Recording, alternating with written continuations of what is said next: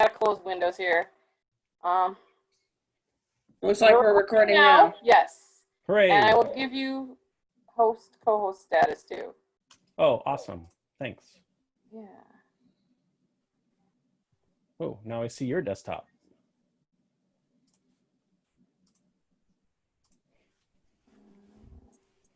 Good evening and welcome to the July 2020 Omaha Astronomical Society meeting. Let's take a moment and have our little me moment. If you have headphones, please use them with me. Please remember to mute your microphone when you are not speaking. Spacebar can act as a push-to-talk button, kind of like old walkie-talkies, or if you are an amateur radio enthusiast like that. If you do not want to be seen, you can mute your video.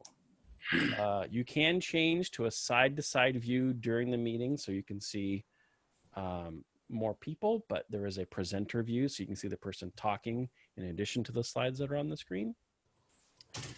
You can raise your hand using the icon at the bottom of the participants list. And to file a motion, please unmute and state your name so that we can get that properly recorded for the minutes. And to vote, you can raise your hand on the motions. Do we have any guests here tonight? You can speak or put it in the chat. In my mode, I really can't see a lot of people when I go into screen display mode, so. We got one guest. Hooray. Welcome, Michael. Do you want to say where you're from or how you found out about us? Type.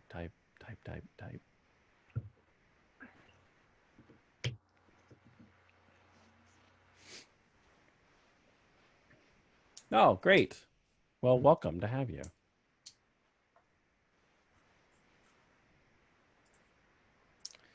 So if you decide to become a member of the OAS, you will be also a member of the Astronomical League and will receive the Reflector, their quarterly magazine. You will get access to Astro Park, our observing site near Weeping Water, Nebraska. We have a great telescope loan program where you can try out various different types of telescopes and see the differences between them and maybe get a feel for like if you want to buy one. So that kind of works out. And you'll get a copy of our monthly newsletter, The Stella, which has a lot of information in it and a great resource, as well as access to the Discord server for collaboration with other members. Do we have anybody who went to Astro Park in the last month? I think we had something like 12 in initial ones. Yeah, John, this is Bill. I was down there at least 4 times. A gentleman named Aaron and his wife were down there 2 times. I had a guy, I think it was Sam and Bob. Somebody was from South Bend and the other was from Louisville. And then I think you and Kelly said that you went down. Yep. So that's about 12 or so. That's pretty good. I like Huge. It. Yes. Jason asks in the chat about a link to the Discord server. That is actually the topic of tonight's program. So we will get to that. Awesome. Upcoming important dates. Sad to say that the Nebraska Star Party, due to COVID-19, has been canceled for 2020. Does anyone on the NSP board wish to say a few things? I don't see Eric here. Bill, let's see. Want me to speak or Cleet or Bill? Go ahead, John. You're on. Yeah, that sounds fine. Go ahead, John. Yeah, there was it just got to be too many requirements that the Nebraska Game and Parks people were wanting us to meet all the restrictions for COVID. So we canceled the official party. There's going to be a few go up anyway to just observing, but there will be no organized events, there will be no meals provided, no field school, no in-town activities. So you're basically on your own as far as camping and food and what have you. But there will be a group of us up there. So I'll just leave it at that. Will there be T-shirts? No.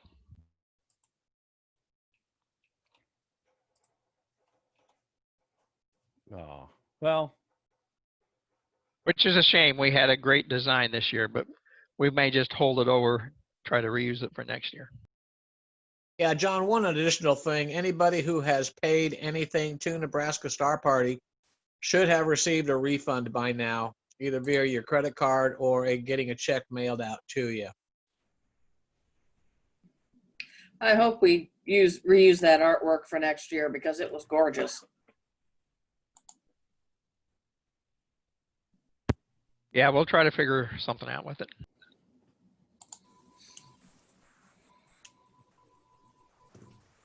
okay.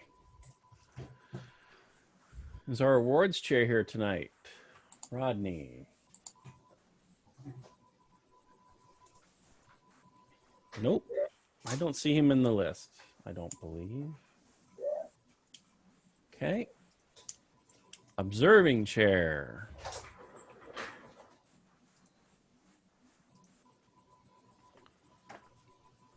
Sonali. Welcome. So if July is not clouded out, you might actually get to see a spectacular lineup of planets. So Jupiter and Saturn, pretty much all night long, though as July goes on, they rise earlier or are in the sky earlier. Jupiter, Saturn, and Pluto have their oppositions this month, and they're all pretty close. And on the 5th, Jupiter is in opposition. On the 20th, Saturn and Pluto on the 15th.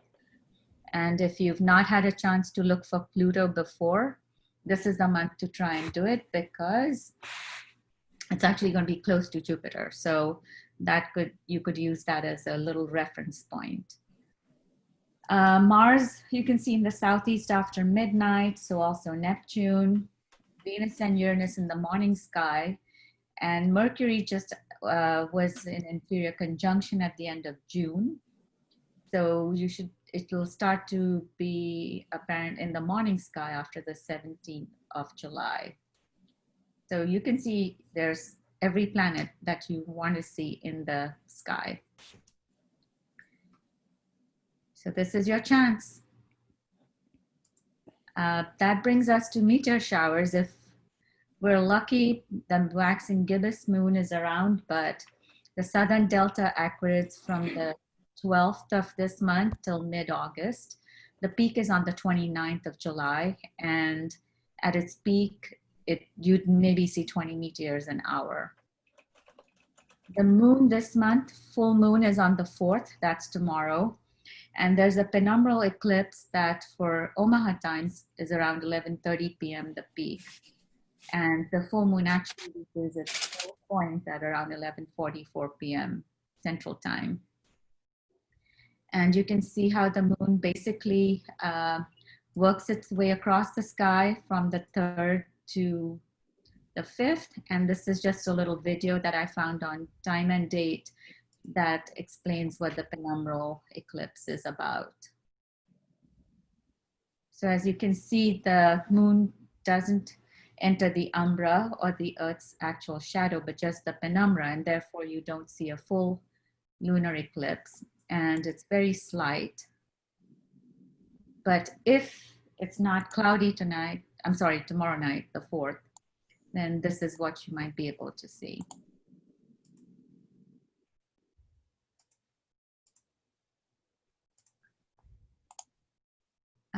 And just to compare, sunrise at the beginning of the month is around 6 o'clock, and by the end of the month, it's almost half an hour later, so 6:18. And sunset, as you can see, we're past our longest day, so the days are getting a little shorter.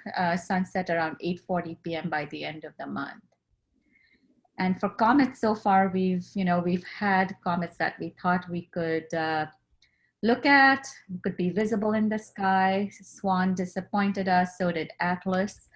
But I found this on the NASA website that they think maybe C2020F3 could be a possible candidate if it does not disintegrate when it goes around the sun, which is today. So we'll figure it out. Its closest path to the Earth is on July the 23rd. And for us, it will then be in the evening sky. So far, it's been close to Auriga in the morning sky just before sunrise. And I have two links here. They're from In the Sky. And this is just, the first one is just the ephemeris that shows the times that it is going to be visible. And as you can see later in the month of July, it's actually circumpolar and close to Ursa Major. And this is a really nice chart if you want to go and have a look at that.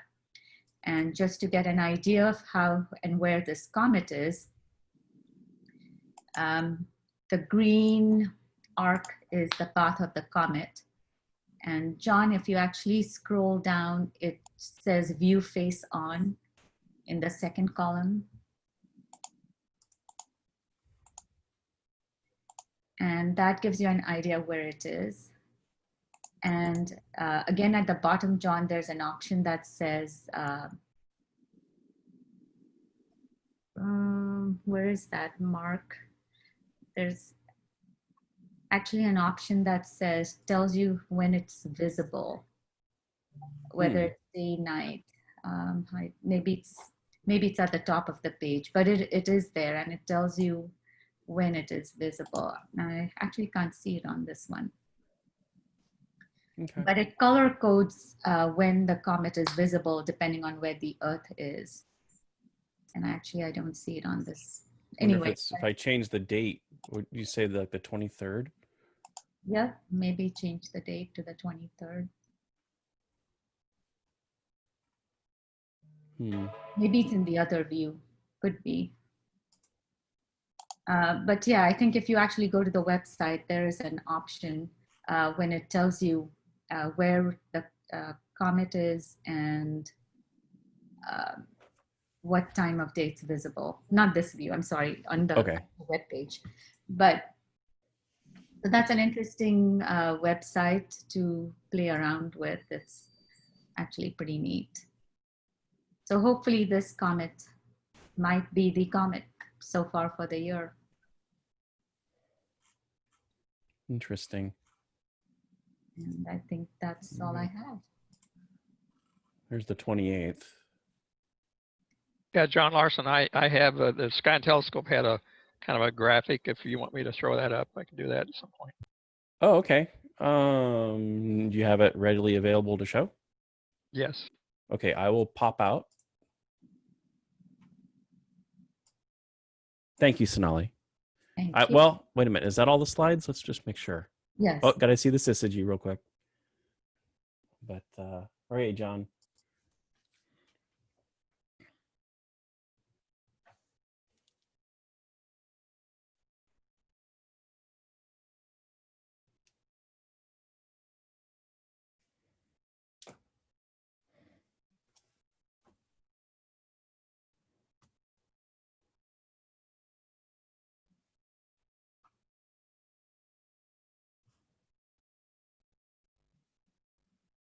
I think you're muted, John.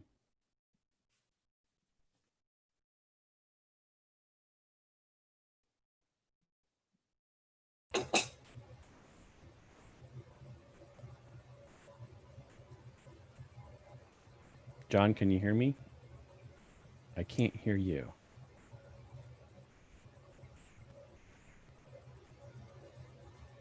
I can still see George moving, so I know that the video for me is still all right. John's muted.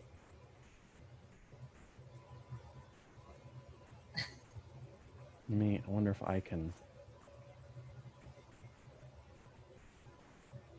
Oh. Off of mute. Well, you got to do it just in the right order, don't you? Now can you hear me? Yes. Yes. Okay. Except that's not my screen.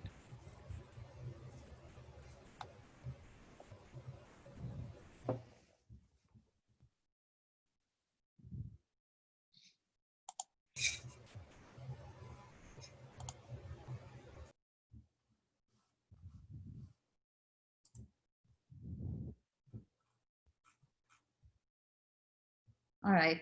Can you see the screen now? I can see is that yours? Yes.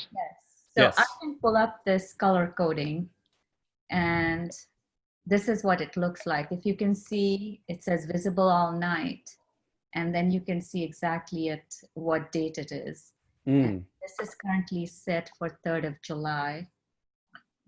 But if you scroll down to maybe the 27th, and then I think one of these is, this should be the Earth. And then you can see where the comet is on this path and when it's visible. So that's actually pretty helpful if you're looking for something. It could be any other comet, but this was a nice little way to look for comets. And I think that's it. That's all I have for this month. Cool. Thank you, Sonali. Do, do, do, do, do, do.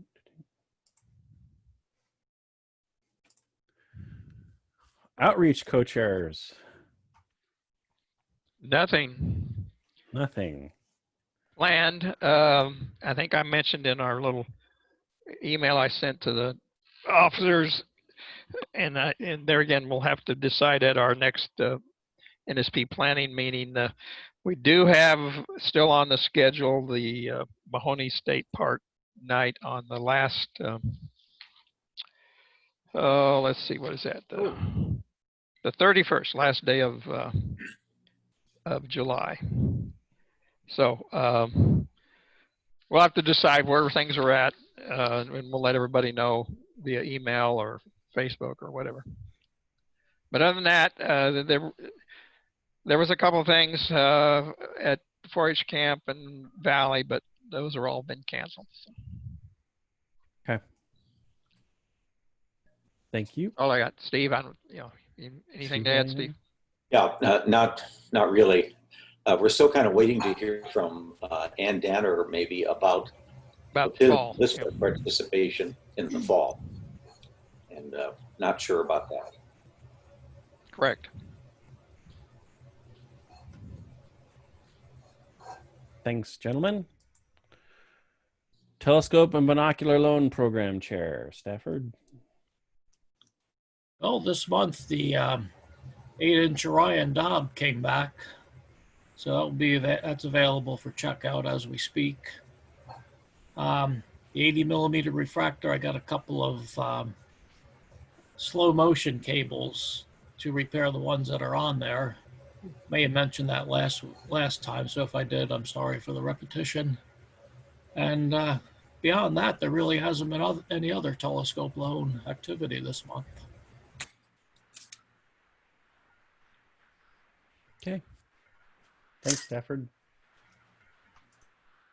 Program chair. Our program chair, as some of you know, runs Lake McConaughey for state parks, and the July 4th weekend is their busiest weekend of the year. I know that she had like a 14 or 15-hour day on just Monday, so I have no idea what things are like today for her. But tonight, I'm going to talk about Discord for everyone.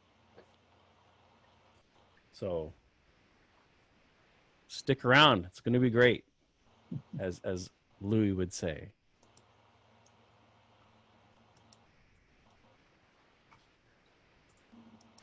We don't have any tool times this evening, do we?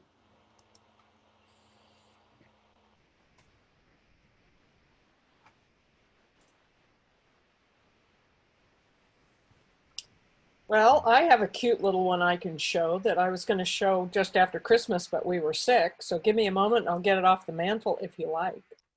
Okay. I think George is trying to say something.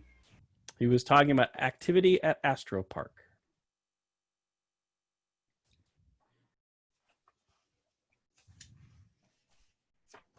We have a section in the business portion that covers part of that.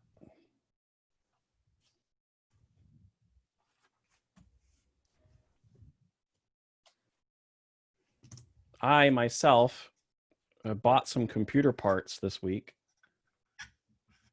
and I'm building a small camera that should go inside of a telescope. So I'm hoping to do live views and stuff Wow. to stream. So Exciting. it's still a work in progress. It's only been powered on once or twice, so I need time to concentrate and work on it. So you Okay, ready Nina. for me? Yep. Okay. At Christmas, I had a friend who made this for me. It's a little doll, and the little doll has kind of some embroidered stars on its belly. You see that? Yes. Mhm. And then it has different heads. So this is, I can't tell you which one is one of the like quarters of the moon. This is, I'll get it here. This is full moon. And did I pick up a different one? This is the, other quarter. This is hand stitched all the way around, stuffed. It's just cute as can be. And then it came with a separate little smiley star. Aw. It's That is just kind of a cute. cute little thing with the moon faces. And she was worried that, she said, well, I didn't really do a new moon because you don't see anything. And I said, oh, yes, but here it is. George has a note that says cute. Aw, thank you, George. That's it. Probably the shortest tool time you've had in forever. Stafford, there's a note in the chat. I don't know if you saw that. No, I did not. Ever. I will look at it. It's for Stafford. Oh, okay. Someone's wanting to borrow one of the scopes in the chat. So Well, then I will ignore that note if it's for Stafford. Thank you for looking. yes, thank you. I'll bring it to a real meeting sometime so you can touch it. But, Aw. this is the way we are right now. Yep, sure. What time is it? 8 o'clock. 8 Well, we're o'clock. doing pretty good. Do you need to stretch your legs or anything, or do you want me to go straight into the program? We're good. Sure, go Okay. straight into the program. All right. We're good. It's gonna be. It could be a whirlwind. We'll see.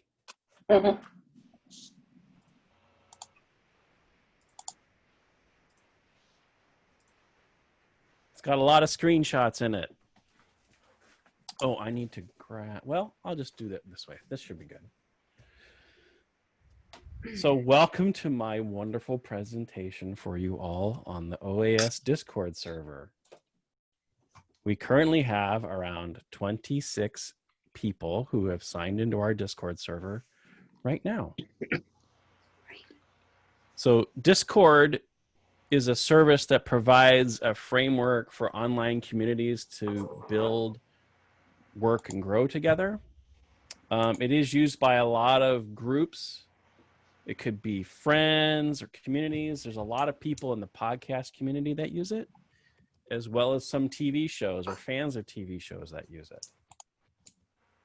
There is no cost associated with Discord. You don't need to pay to have an account. Consequently, we don't need to pay to have a server. Previously, Discord kind of billed themselves as like a gaming community, but there have been so many people using it for other purposes than gaming over the last several years that it's kind of grown beyond that. And in fact, on Tuesday, they announced a change where they're calling themselves the place to talk. So they're de-emphasizing all the gaming components and just going straight into community building.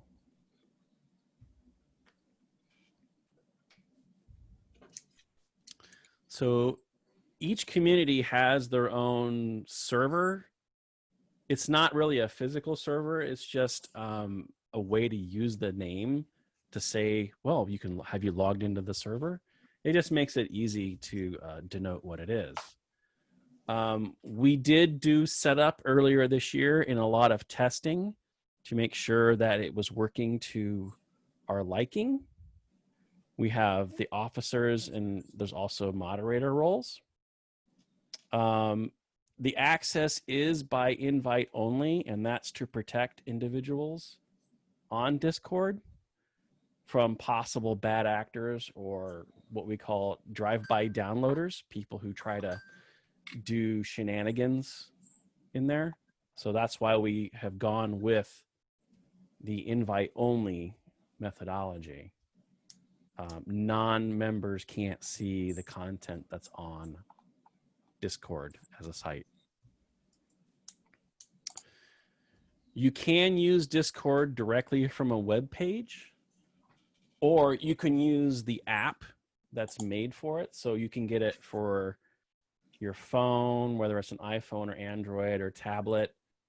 They do have desktop applications. I primarily use it on my desktop using the web browser. I don't have the app downloaded, but I also use it on my phone so I can see more current things.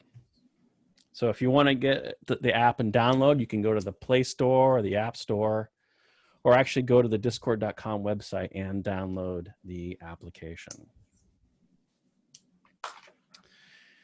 Okay, here's where we get into the discussion of the invites. So the URL you see on the screen right there is what you use to get into the OAS Discord. So that URL, I'm going to put it in the chat so that everybody can see it. And it's also been included in the Stella for the last couple months. It'll probably always be in the Stella as the way for us to get into it. The screen you will see when you first get in will look like that. Since I generated the invite, it has my lovely picture on it. And you can essentially put in a username and then you click continue. So the next screen you're going to have is going to want your birth date. That's not my birth date. I just threw an arbitrary date in when I was creating this presentation. So it's, you know, that's the joke. Yes, haha. All right, fell flat. Go next. So after you put in your username, put in your birth date, there's going to be a message on there that says you need to claim your account. You can see it in orange at the top as well as blue at the bottom. And so once you click claim account, it will then ask you for your email and to create a password. Now, I think I've been hearing Discord, oops, I clicked the wrong button. I think I've been hearing notes on Discord here in the background. Okay. Grand Emperor. Well, we'll have to see who Grand Emperor is. That's Reed. Okay. That's me, sir. Good. All right. So I will continue with the presentation. It's nice to see people are jumping in the middle of it. Okay. So you'll have to get into your email and verify your account to make sure that it knows your email is you. So that's like a protection method.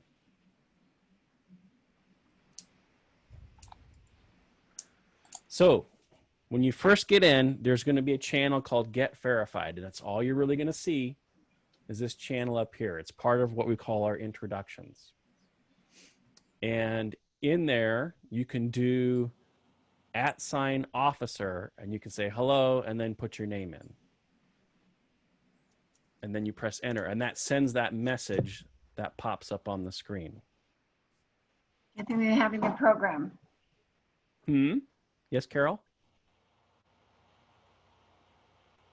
No, not me. Oh, who asked then? Was it Anne? Krista?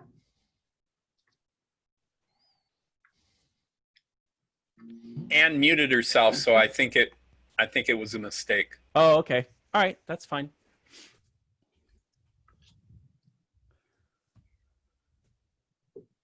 So is everybody with me so far? I hope I'm not going too fast. I still hear messages in the background. So essentially what happens is once you go in there and then you say, this is me, right? I've connected. Kind of like the first steps is one of the people will look at your account with your name, and then we'll kind of look at the membership roster and make sure it's correct. And then we will verify, right? So let's see how the sausage gets made. We've got Reed, we heard him. So I'm going to go into my server settings and members. And this was Reed, so he is an OAS member. Okay. So, Reed, you're going to be the guinea pig. Okay, your screen should update, and it should look something like this, where you now see a whole bunch of channels on the left-hand side. Okay?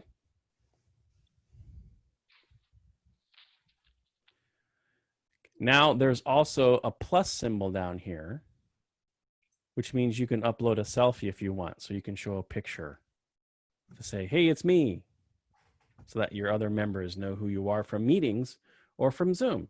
So you get kind of an idea who people are. One thing that we ask is that you do change your nickname so it's easier to remember, Grand Emperor, that you are Reed. So it's just more human readable and easier to follow. So you can change your nickname by clicking on the arrow at the top. And then you'll scroll down in that list, it'll say change nickname. And then you just put your nickname in there. So please use your real name. Can't use handles, sorry.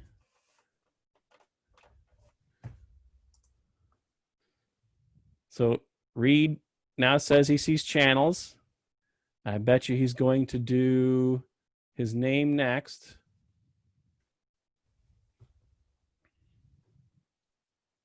So go up to the top and click on that arrow and then go down and say change nickname. And there's also Jason Jacobson in there. Let's verify him real quick.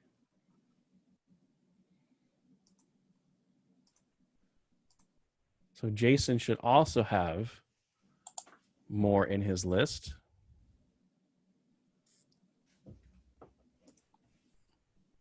There's Reed right there. Louis, send a welcome.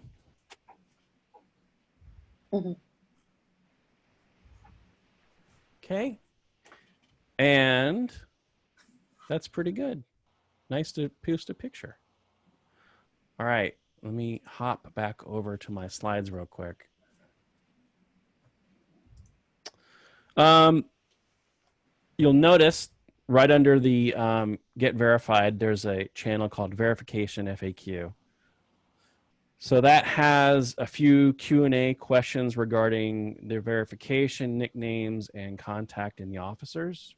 But it also has a link to the OAS Discord Code of Conduct. Please take time out to review that Code of Conduct. There will be we will not tolerate any harassment on the platform. So if we go in and look at that real quick.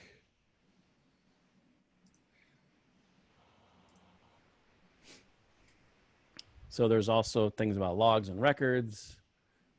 Things you say may become public at some point. I don't think we're ever going to bring this public. It's going to be a private server, but no offensive comments related to gender, nothing about race or physical appearance, please. No unwelcome comments about lifestyle choices, threats of violence, deliberate intimidation, things like that. We don't want any of that stuff on the platform. So please abide by the Code of Conduct for that.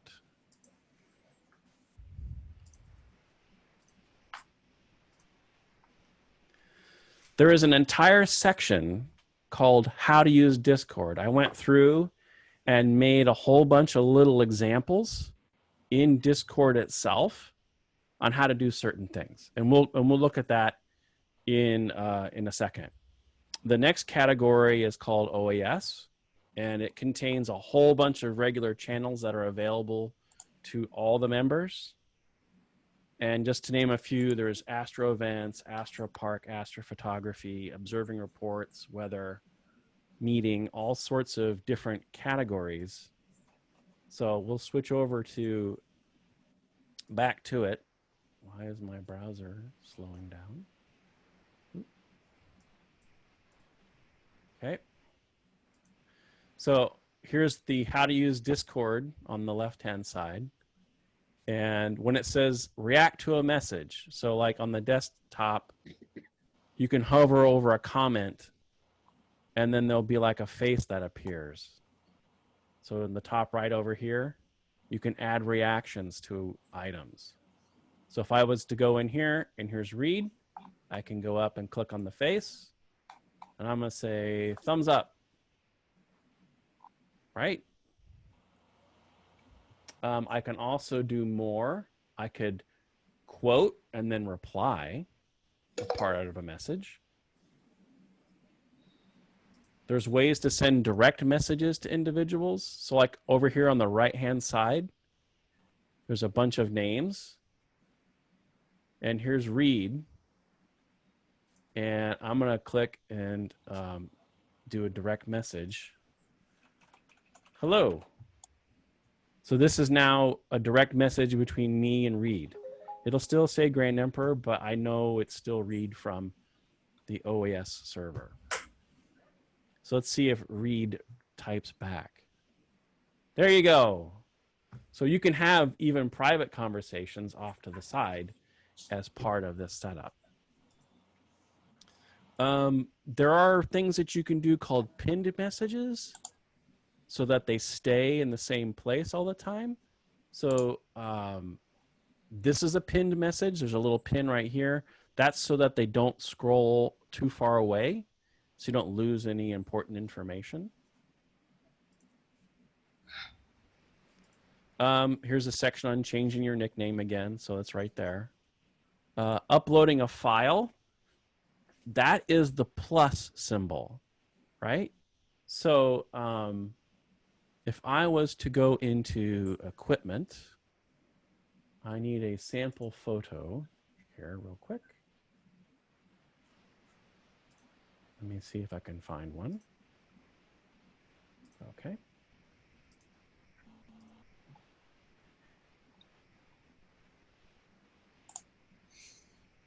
Give me one more moment. Okay, so I'm going to hit plus, and I'm going to find my picture.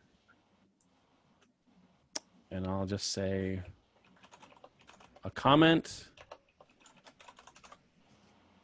and I click upload. So it's now going to upload the picture that I chose. And so there's that camera I showed earlier with a different lens on it. You can't put like a whole bunch of pictures at the same time. You have to do it one at a time. So look, I already got a thumbs up by Louis right there. So you can do that based upon these reactions up in here. Now you can also do them as emojis. Either way works. But that's the nice thing about uploading files is when you go into the astrophotography section, there's a lot of information in here that you can see that people have done, and there's a lot of chats about it. Even a video, look at that. So it's pretty neat. Okay, downloading an image. You can right click on an image and download it. So if I wanted to go to astrophotography, I could click on that. I could say open original. I don't have the desktop app, so this is different. So this is actually opening the actual picture on my machine, and I can usually just save it out with my browser to my computer.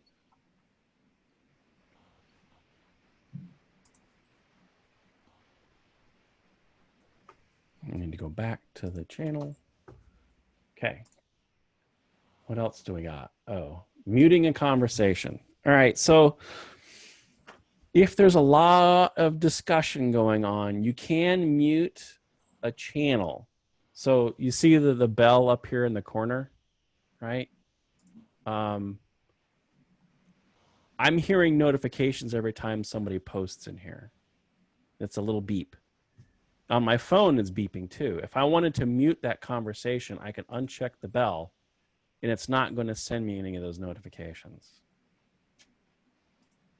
You can also manage your notifications.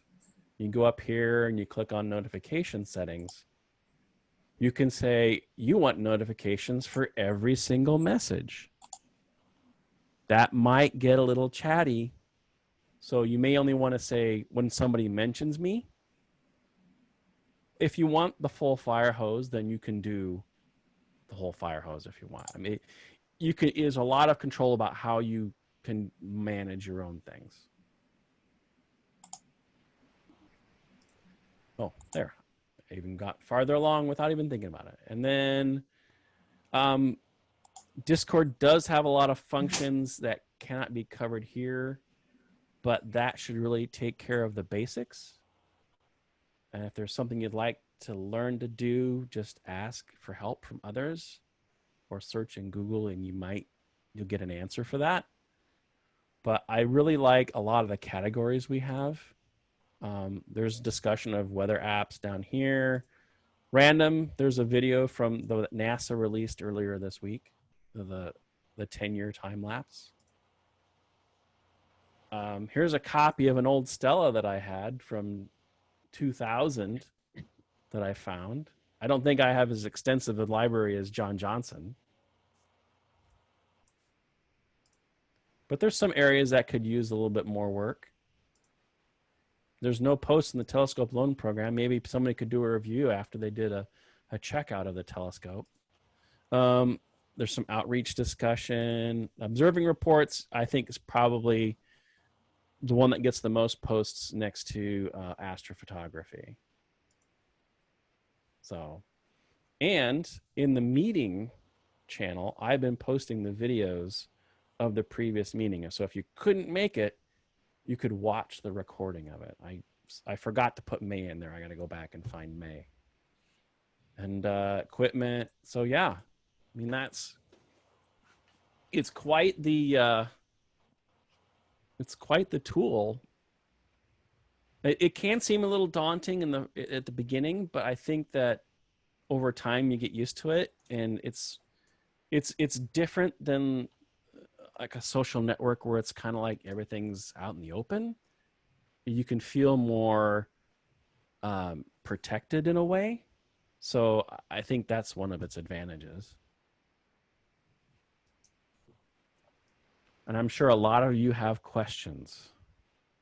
So I'm going to switch back and forth between the display and not. I heard a lot of notifications, so Sean Ding, okay.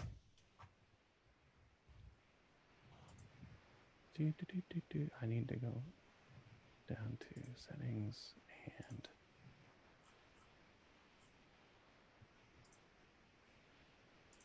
so Sean, you should have more channels appearing now.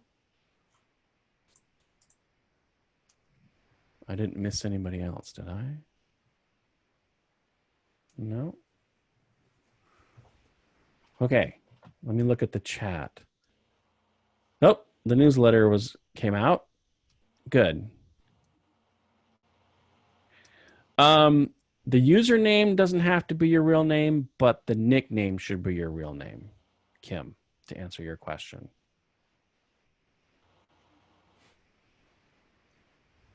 That's just so that we can recognize other OAS members. I changed my avatar so I had my picture in there so you could see it was me.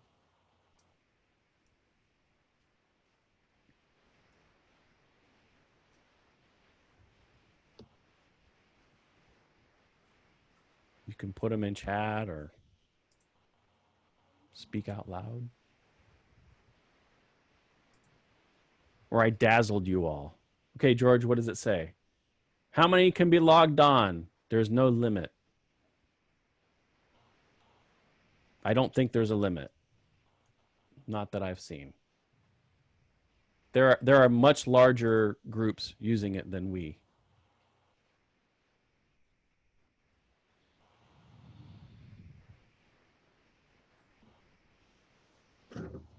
How many logged on tonight?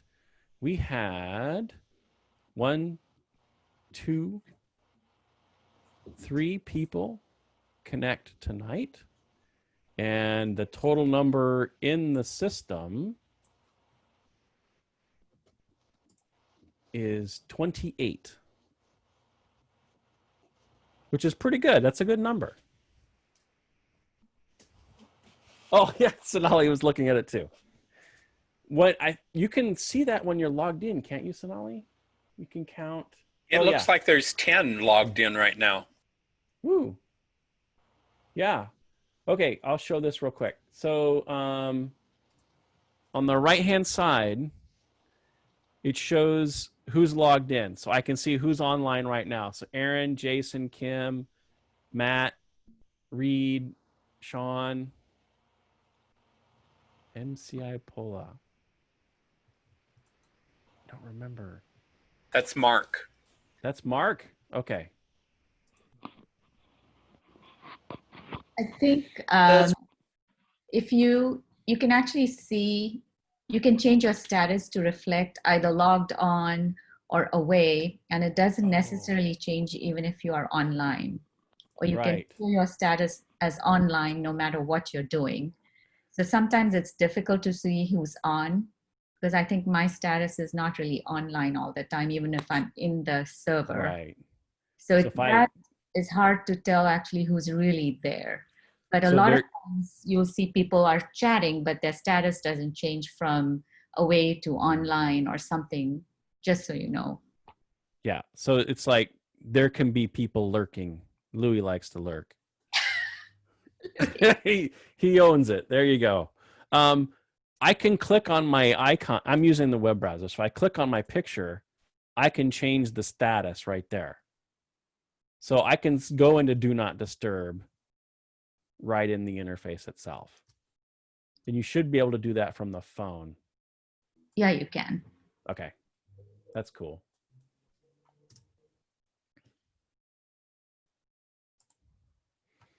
You'll notice I have more than one Discord that I'm a member of. The one at the top is our Code School one for where I work. And there's a lot of the students going back and forth with the instructors on questions on their homework, as well as the T3 Alliance. They're an educational consortium that tries to teach kids and high schoolers about technology. So Raspberry Pis, autonomous vehicles, they're part of like University of Hawaii and University of Alaska. So those are the people that allowed me to go and do those trainings in those states. So I can go over here and I can see conversations, but you probably shouldn't see that. So, because they're all things that you invite in, right? So I really like to see people's astrophotography. I think it's really pretty cool. There's a shot that John did from Arkansas.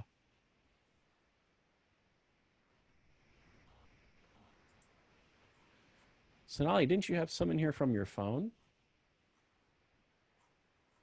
Where's that in observing reports? I did. I'm not sure where they are. Maybe observing reports? Yeah. Yep, I think these are the ones with the ET cluster and the moon. So that's ET. And then... That was a nice one. Yeah, it's amazing that you can do that with your phone. And you weren't using the Nexi, you were using your handheld, just holding it? Yes, this was on the 8-inch with, I believe it was a 25 millimeter or an 18 millimeter eyepiece. And just patiently holding my phone and trying to get an image after several images that I deleted. But it was kind of fun. The ET cluster is one of my favorite clusters, and I've always wanted to get. I tried with the Nex XYZ, but it didn't quite fit right on the zoom lens eyepiece or the 18 millimeter. I think it fits really well on the 25. So I tried that, but I couldn't get the balance right. So I just let it go. And I found a better picture than the one you're showing now, and I will put it on the Discord server. That actually looks really like ET. Yeah, cool. I don't remember if John posted his Lunar X picture in here or not. There was the Starlink from early in the month, or was that ISS? That was the ISS. Okay. That's stacked frames, right? Yeah. About 11 of them, I think. I was trying to think, did I do the Lunar X? Where did I put that out? I think you just sent it as a... In an I email just or sent something? it as a Ooh, text look at as that. well. I think Sonali put out on a Lunar X and Y. Yeah, from the most recent one here on the 27th, yeah. I just sat and watched that night. I didn't try to take pictures. Well, that's cool. Have any other questions? Yay, nay, like it, don't like it, happy, sad? Search feature within the thread. There's a search box up here. I can do from a specific user or mentions. Let's do ET. Was it E space? Oh, was it NGC 457? Yes. There we go. Yeah. So I searched for that and I found it right in there. So if I was to say M29, then we got the M29 picture.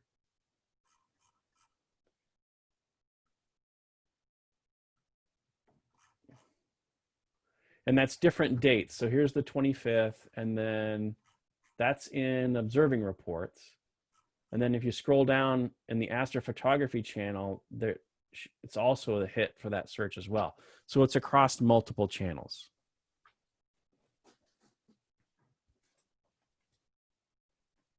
So it's searching on the server. Hmm? It's searching on the server. Yeah. Yep. I can change the sort order. I mean, there's only 2 results on that search, so. What if I searched for moon? 27th, 25th. Keep going back. Here's 16th. So yeah, it's quite a few hits for moon.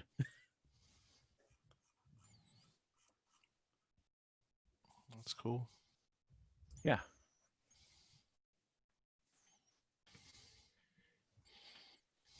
John, zoom in on the Lunar X for us all. This is going to get really big. Here we go. Can you see it? Mm-hmm. But it's not just the X. There's the, yeah, you show them the There's V. the V. Show them the V. There. That's the X there. This is the X down here. But up here's the V. Oh, okay. No, there's the X. There's the V.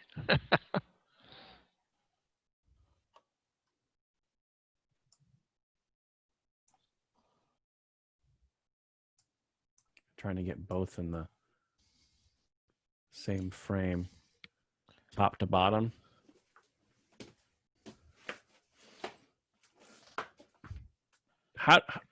What has to happen for the X to show up? It's light shining through So a rim of a crater, or it's actually 3 craters, and I don't remember their names.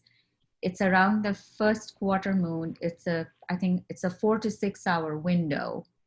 And as the sun rays skim across the terminator line, there are actually 3 craters. The X is formed by the ridges or the rims of the 3 craters. I think one starts with B, one starts with L, and one starts with C. And if you move a little as soon as you're Ah. past that window, you can't see those. You can see the craters, not the X anymore. Okay. I was trying to make Okay. it bigger. It's not easy to move around in the window. Oh, thanks, Kim. And you took that with just the cell phone?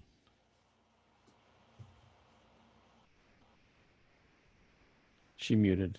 Oh, okay. Sorry, this one was actually with the camera mounted on a tripod. It's just a Canon PowerShot. I believe it's 60 HS. And Okay. it's a bridge camera with a zoom. So I just zoomed it out, put it on a tripod, and took pictures. Yeah, I didn't bring this up in tool time, but I guess one of my recent purchases was a little adapter that it mounts to a Canon DSLR and can attach to the telescope. So you can attach your telescope onto the basically the telescope becomes a lens for the camera. But I haven't tried it yet. Be interesting to see what it can do. Yeah, no, I have done pictures of the moon with just a lens attached to a telescope with a camera holder. Those come out really well too. Mm-hmm. So the moon is actually an easy, and it's a very nice target to practice astrophotography. Yeah. Yeah, I imagine at some point, if you're going to do longer exposures, you need to have like the tracking motor and it gets a little more advanced, huh? Yeah, I'm not that far out advanced in this. Me either.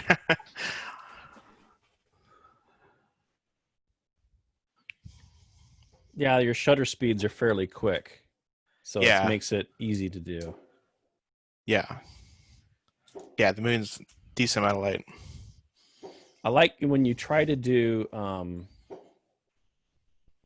different, like I think it's bracketing, where you can have two different exposures. If it's a really, really young moon, so you get like just the sliver portion lit up, and then the Earth is reflecting on the unlit portion, and you can still see the features. Yeah, there was a pretty impressive, I probably could upload it in here, but it's a picture I saw somebody shared on Reddit where they had bracketed a lot of pictures together and created a really high resolution, pretty stunning picture of the moon. I'll have to dig it up.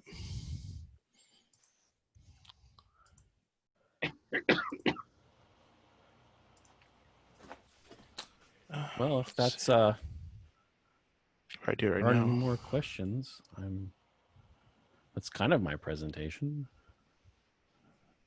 I think demoing always is the best way to experience an application. I was happy to see it. I use Discord and a bunch of other servers, so it's kind of cool. It's a nice tool. And you're right. I mean, I started the first one was gaming, but it's really getting picked up by a lot of other non-gaming kind of groups, if you will. Yeah, I saw that they were doing templates in late March, and one of them was for a knitting group. They were getting on Discord and discussing knitting. So that's a great use case. There is a video feature that I've done some testing with, where I've connected in and live stream the surface of the sun just to play with it, and it worked okay. People could connect and watch it. That is pretty cool. So it's might be able to do our own views into it. I mean, we've got so many other tools these days like Zoom and Google Meet and such. So the opportunities are certainly out there. Yeah. I've never used it, but you'll even see at the bottom here, you've got like a headphone and a headset and a microphone. I think it's because, again, starting with the gaming, people were using it. They had Discord while they're playing like a full screen game, right? And they're just talking to each other. That's kind of where it started. That's how they organized their raids or yeah. Mm-hmm. Yep. Cool. I'm going to stop that. There's everybody again. Oh, you're welcome, George. I only see. I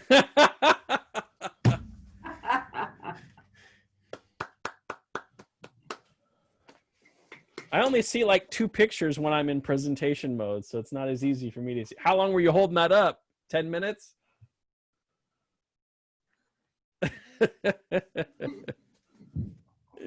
I need to stand up for a second.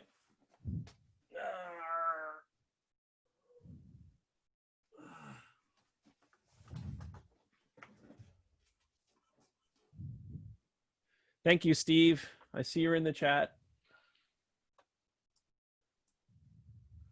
Ooh.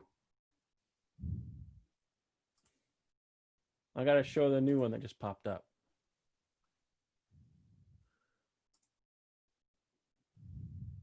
There's one of Sonali's. Is this off your deck? Yes, this is off my deck, and this is with my DSLR. I just played with exposures and ISOs and have a bunch of photographs and then look to see what I got. This is on a tripod. So you can see the earth shine and the sliver of the crescent moon. I think you can bump up the ISO to almost 1600, 1800, and it looks pretty neat. Wow. My grandma always called that new moon in the old moon's arms. Hmm.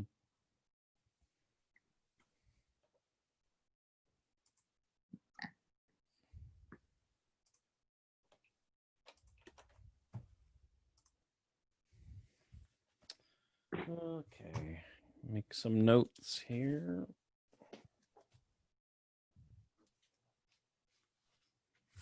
It looks like George wants to talk, but without a mic, how's he going to talk?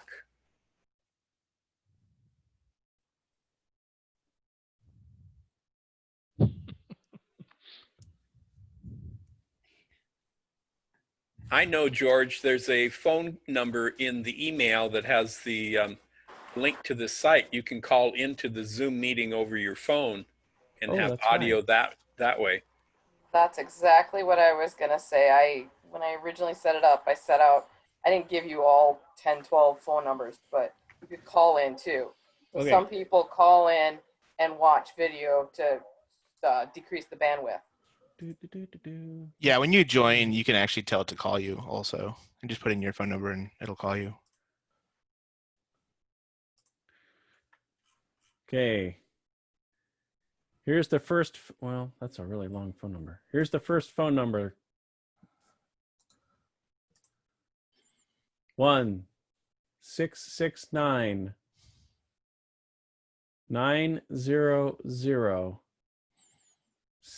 1-669-900-6833. You'll need the meeting number to join. And the meeting number is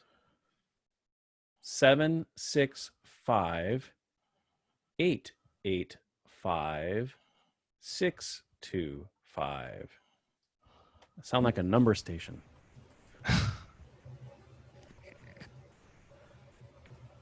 Bingo! I can put that. Oh, Krista's doing it too. Hey, we're wonderful hosts, Krista. I try, and I've got poor internet connection here in the central Minnesota right now. Ooh. So Did you I've had drive some, today? No, we drove Wednesday. I taught on Tuesday. So I don't know if George is seeing the chat on his iPad. No. okay. Do you have a pen and paper, George? He better. You want me to read the number to you again? Nope. Okay. Next time, we'll make sure it's in the emails. It's gonna be I keep the numbers the same every month. Yep. So So once you get them, just write them down somewhere. So the meeting If George stuff. can't, Go ahead. if Diane. George is using an iPad and he's using the app, he just has to hit those three little dots on the upper right corner where it says more, and that will bring up the chat. Yep. And then he'll be able to read the numbers.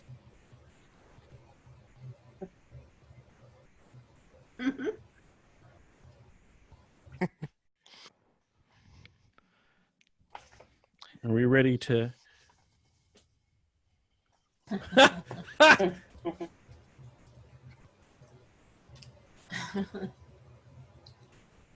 It's not very fast. That's a radio. Oh. I'm thinking CPU speed. Like, that's old school. I'm still studying for my technician, George. Getting it. I'll get it someday here, hopefully, when there's testing. So I think the other thing you can do, I'm not sure where it is on the iPad, but I know you can switch to phone audio when you do it. It gives you the numbers, and there's an option that says call me, and then you just put in your cell phone number, and then Zoom will actually dial your phone and connect you to audio that way as well. I've done that a lot when I'm on the road. Yeah, it's right when you get in, it asks Yep. you want to use computer audio Right. or. Yeah, it's like when I'm on the road and I'm on like public Wi-Fi and hotspots and that kind of stuff that's a little sketchy, I just do that and it works really well. Well, should we get through the business meeting real quick? There's going to be some discussion, I know. Do we need to take a break? Break, I would David? take a break. Let's take a, should we do a 10-minute break? Sounds good. Get the potty. Okay, I'll pause it so we can all do our shenanigans. Okay. Don't know. I can't see the videos. Is Diana available? We're recording. Okay. Welcome back, everyone. Secretary's report. Okay. The June 2020 OAS meeting was held on Friday, June 5th at 7:30 p.m. It was a virtual meeting held using Zoom. There were approximately 36 members logged in at the time the meeting started, including 2 new members and 3 guests from the Prairie Astronomy Club. AstroPark use, Bill Bond used AstroPark 3 times in May. Our new members, Aaron Keck and Jason France, both went once, and John and Kelly Larson went once. Our esteemed President, John Larson, reminded everybody of all the OAS member benefits: Astronomical League membership, Reflector Magazine, Stella newsletter, Telescope Loan Program, Awards Program, AstroPark access. We have a new AstroPark user server currently up on the Discord server, which we've designed to try to help the club figure out how to make AstroPark more user-friendly for the club members so we'll have better attendance. John encouraged everyone to fill it out. The survey will also be included in issues of Stella so that those people who don't use the Discord server will be able to complete it. Upcoming dates, the go decision on Nebraska Star Party was scheduled to be made by June 15th, with the planning committee meeting on Thursday, June 11th. Mizrael 2020 has been postponed until 2021 due to the pandemic. Awards, there were no awards given out in June or in May. Rodney reported that Janine Shane's working on her Astronomical League Globular Cluster Award. As she now lives in Arizona, we'll have to work out a way to mail the unframed award certificate to her if she completes the requirements of the award. Observing, Sonali gave a brief presentation on June observing events to look forward to. Venus entering inferior conjunction on June 3rd and then visible in the morning after that. Saturn and Jupiter are both now rising before midnight.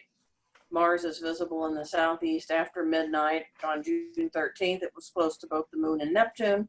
Mercury was visible below Castor and Pollux, setting about 2 hours after sunset. And the summer solstice fell on June 20th. Full moon was on June 5th and new moon on June 21st. Outreach, we had no physical outreach scheduled for June, and astronomy at the park is still currently canceled. There was a planned outreach for muscular dystrophy campers on June 10th, which there were plans being made to convert it to a virtual event. It's uncertain when Mahoney Star Party, or when Mahoney State Park Star Parties will resume. Now that the social distancing regulations have been relaxed a bit, there was some discussion about possibly setting up some mini star parties for up to 25 members, and the Discord server may be used for event planning.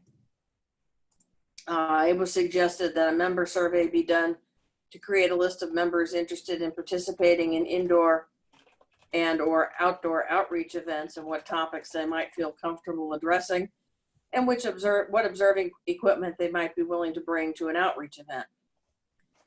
Telescope loan program, Stafford Pellish reported that the 8-inch black Orion Dob and the 11 by 80 binoculars had both been checked out, and the 4-inch refractor had been returned.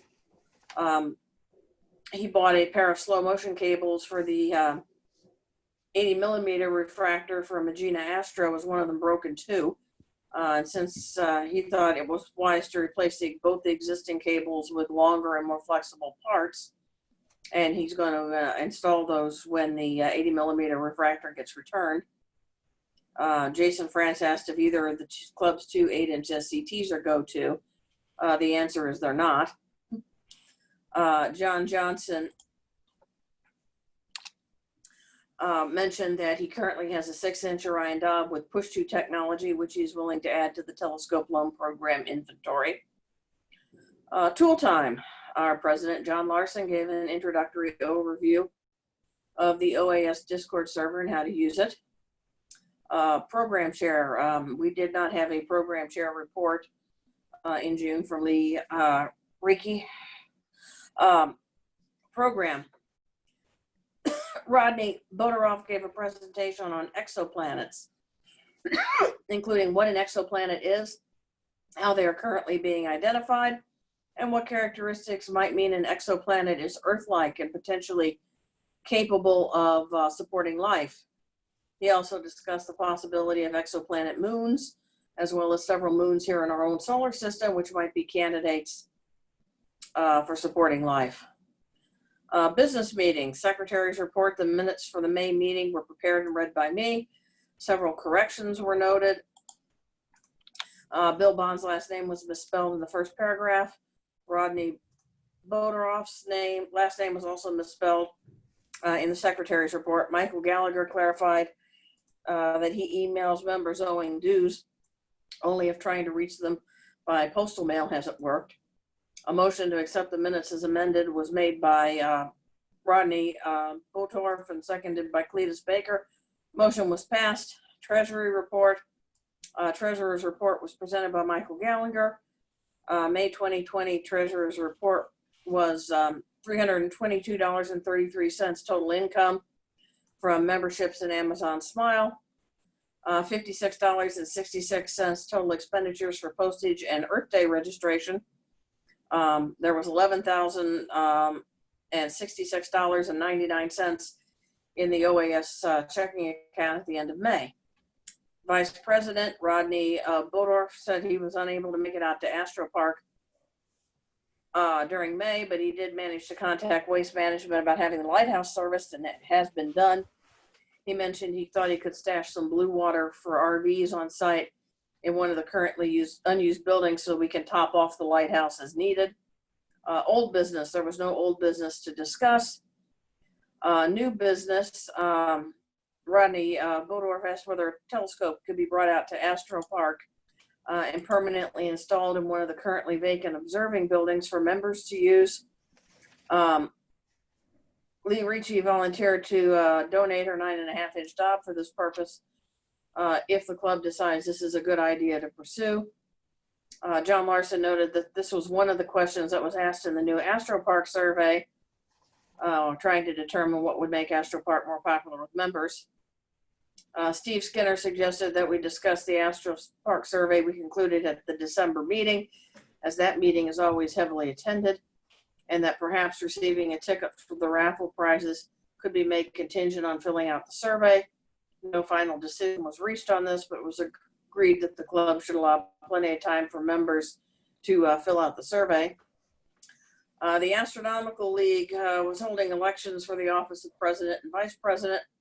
The office of president had 2 candidates, James Dyer and Carol Ord. Charles E. Allen III was running unopposed for the office of vice president. OAS as a club got to cast a vote in the election. John Larson read the candidate biographies, and then the members who remained for the business meeting voted via a Zoom poll. 29 votes were cast. Carol Org receiving 15 votes to James Dyer's 14. So accordingly, the club will be casting a vote for Carol Org for Astronomical League President and for Charles E. Allen III for Astronomical League Vice President. A motion to close was made by Bill Bond, seconded by Cletus Baker, and passed. The next meeting will be on Friday, July 3rd, 2020. It'll also be a Zoom virtual meeting, and the information on how to log in will be published in the next edition of Stella. And that is the Secretary's report for the June OAS meeting, June 5th, 2020. Thank you, Diana. Is there any corrections or additions to the minutes?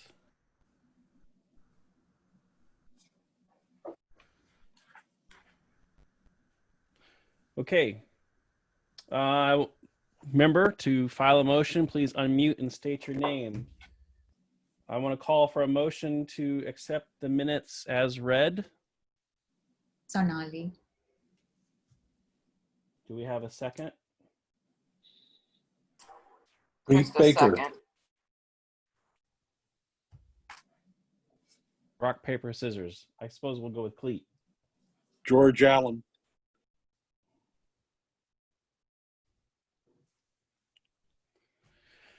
Motion has been made and seconded to accept the minutes as. John, you're muted. Sorry, that was me. I hit the mute all sec. Oh, all right. Somebody else did it. Surprise. Yeah, here, I'm going to unmute everybody. All those in favor? Aye. Aye. Aye. All those opposed? Motion carries. Diana? Yes? Diana? Yes? This is George Allen. You mentioned something about leaving something in one of the buildings for the members to use. What was that? Lee has suggested she would be willing to donate her 9.5-inch Dobsonian to put down in one of the buildings. What is the object or the item? A Dobsonian telescope. Oh, a Dobsonian telescope. Okay. That's not totally impractical. We have had a Dobsonian telescope on site permanently before, and it survived a number of years. So that's a possibility if you can work out the minutia. Thank you. You're welcome. Treasurer's report. For June, we had $274.94, all from dues. Income. Expenditures, $710 for Astronomical League dues, which we pay once a year for 140 members. And $150 to Astro Park for mowing on June 1st, for a total of expenditures of $860. And then the account balance at the end is $11,356.53.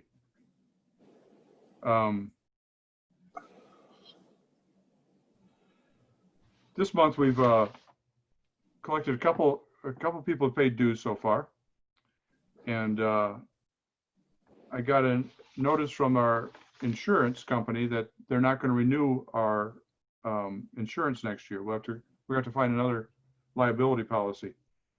And if I had to guess, the problem is that the agency is not going to be around or something.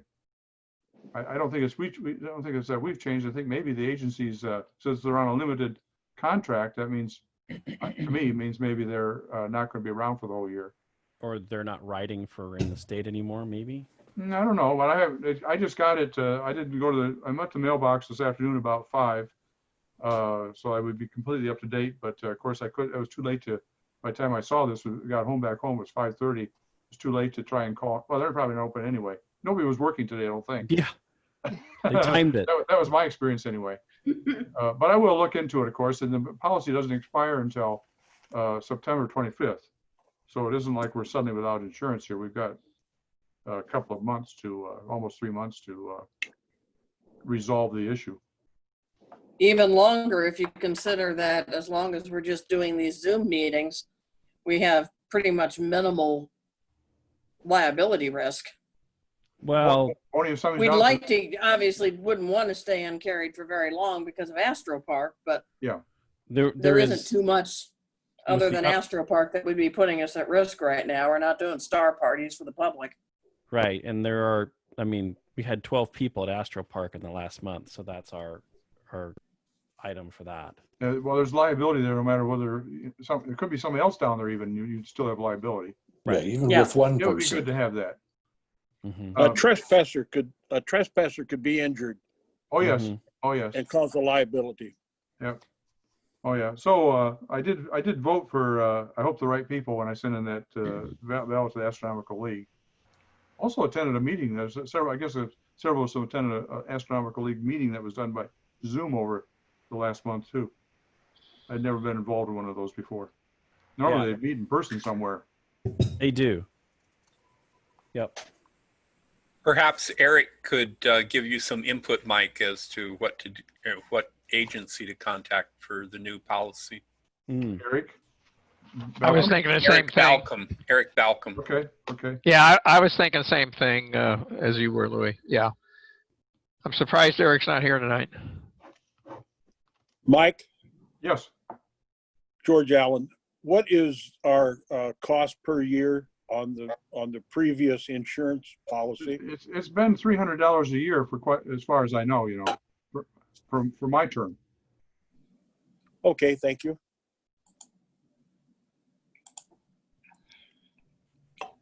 Thanks, Mike. You're welcome. I don't see Rodney in there. Does anyone know what that metal post is for with the 3 screws on top? Yes, I know. I've used it. For what? It's a tripod for a meter of Celestron. I've mounted my Celestron wedge on there, and it's automatically aligned due north. It's level. It's a great little tripod. You're welcome. I designed it for a C8, yes.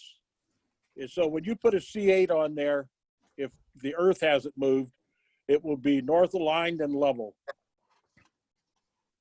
Last time I used it, it was. Thank you. Every now and then someone should take those 3 thumb screws out, put some grease on them and put them back in. Yeah, we need to get a screwdriver to take them out right now. They're kind of rust welded. Yeah, you can put some oil on them and take them out. But yeah, every year or 2 or 3, they need a little bit of wheel grease on them or something, and then put them back in. Mm-hmm. Like a bearing grease. Yeah, that post goes into the ground further than it sticks up above the ground. That's good. It's in concrete. Even though that hill is subject to some solar fluxion because it is moving downward south, I doubt if it's going to show up on that post. You can also take those 3 screws out and set a camera or any other sort of telescope on that flat top, and you'll have a level, stable platform. Cool. From the people that have been to Astro Park, it was mowed every time I was there. That was your experience, Bill?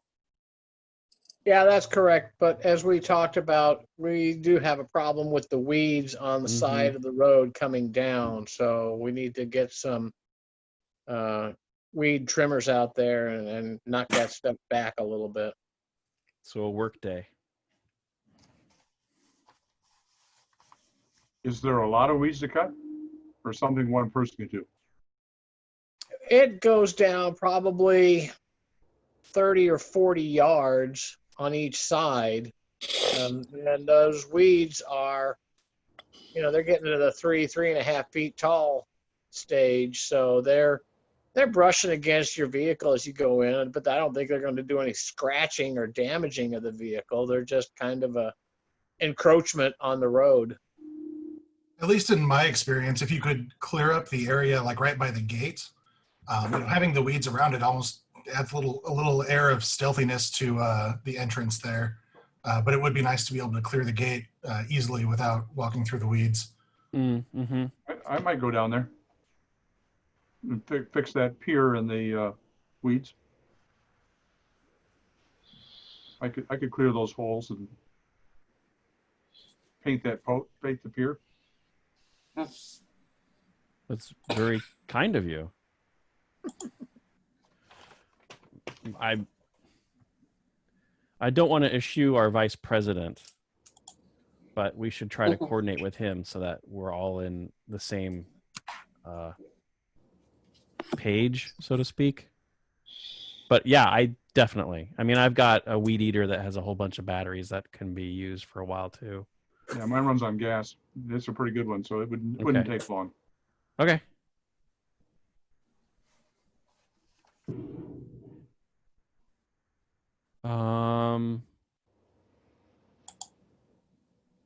Do we want to make that like new business as a date to put in there? I can just write it in and then we'll talk about it when we get into new business. Or you just want to at your leisure?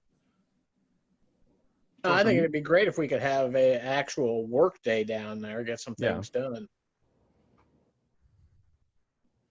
Okay, well, let's get into old business. We'll get into that, all this, because it'll kind of all be very similar. So the Astro Park Improvements Survey. I'm going to pop out here, and this is what the survey looks like. We currently have 18 responses. And these are the numbers based upon more than once a month, once a year, never, or you have an Astro Park. So I don't think anyone's said that. So that's good. And have you attended, would you likely attend a scheduled event at Astro Park? The overwhelming majority say yes. Would you be willing to volunteer for cleanup? Yes. Look at that. That's good. Would you be interested in a buddy system? That's so you don't have to be down there by yourself. It's kind of 50 yes.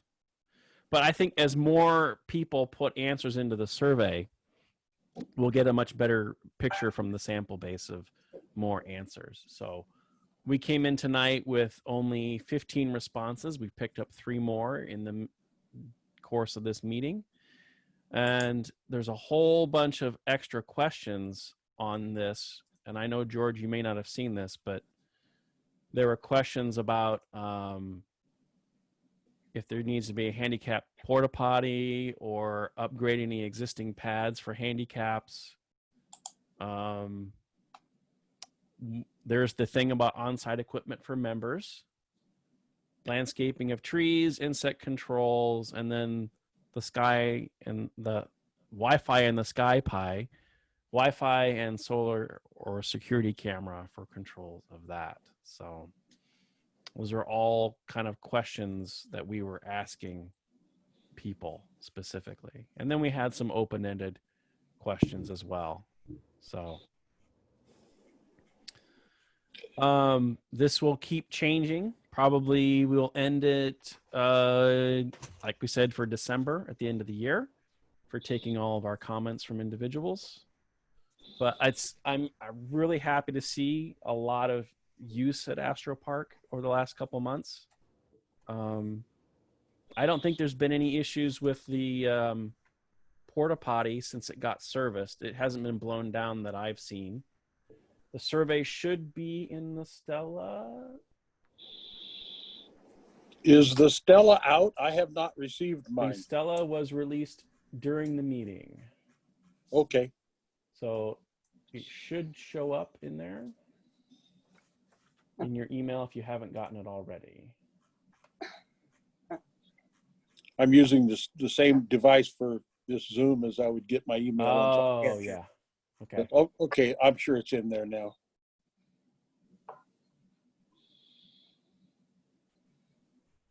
If not, the URL is is.gd/Astro OAS Astro Park.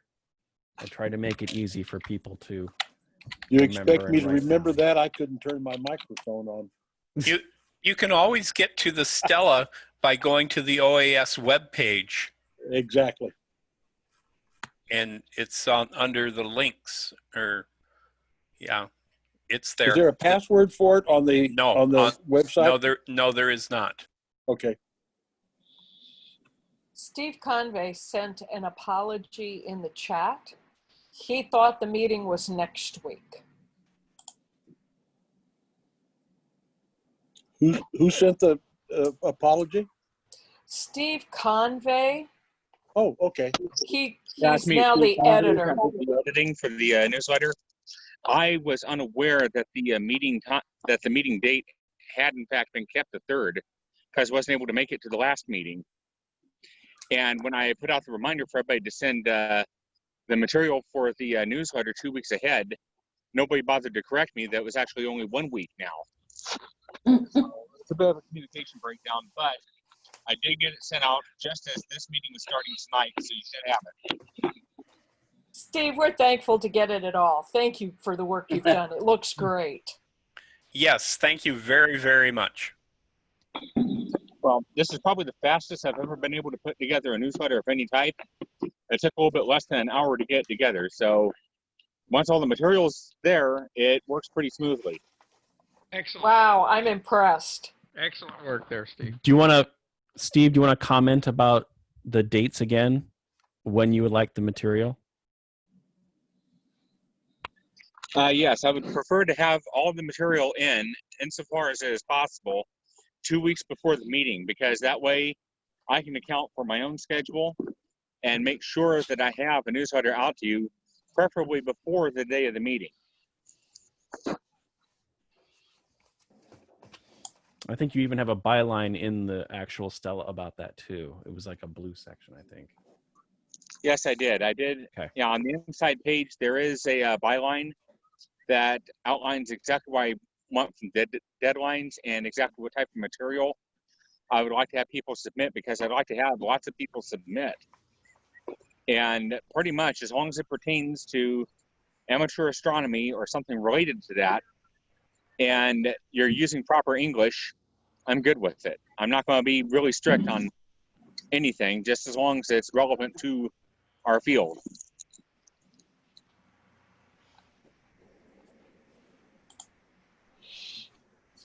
Thank you, Steve. Thanks again. Let's see. Last month, something was brought up on ground school. I think that was Steve Skinner. We didn't get a chance to discuss it. Is that correct, Steve?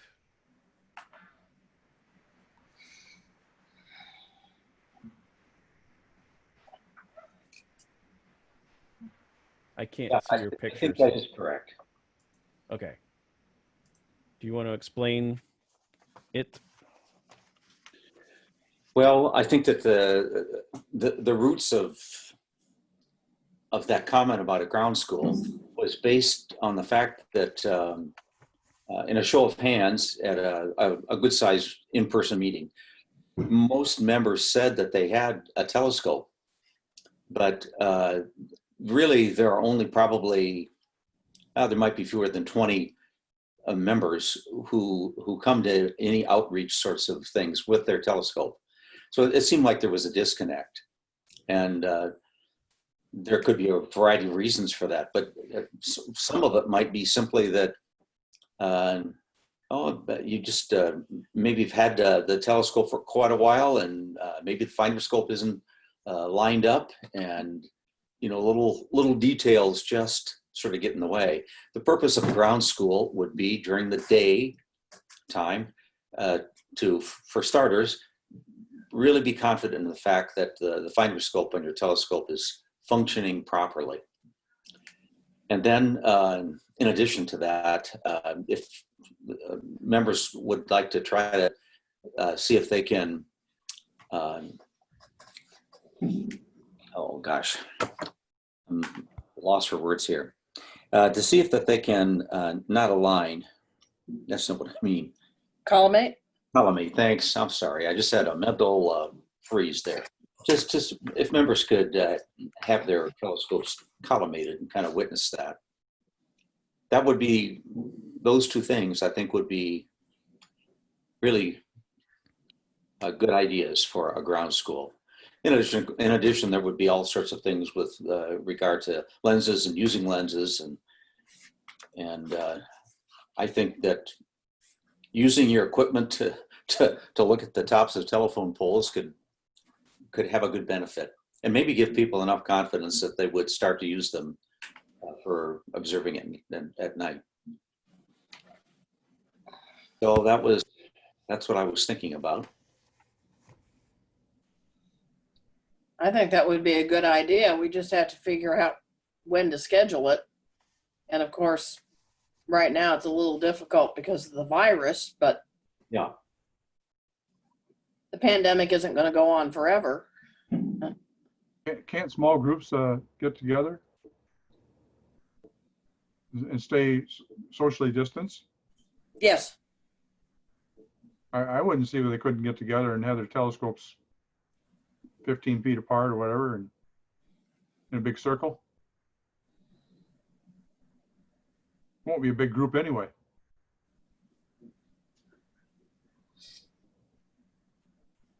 This might be something to talk about on Discord. True. There is another part to this too. The city is growing amazingly on its western and northwestern edge, which is where I'm living currently.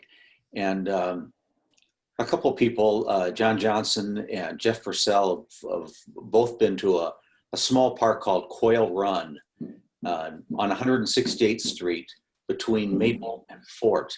And there's a pretty nice viewing site there. But the thing that strikes me always is the number of people that are there. And I think John could attest to the fact that if the telescope were there, it's surprising how many people just on a walking trail would stop and ask us about it. So there is some outreach to be done in that part of town. But of course, to do it, we need to have more people who would like to use their telescopes. So we get back to the ground.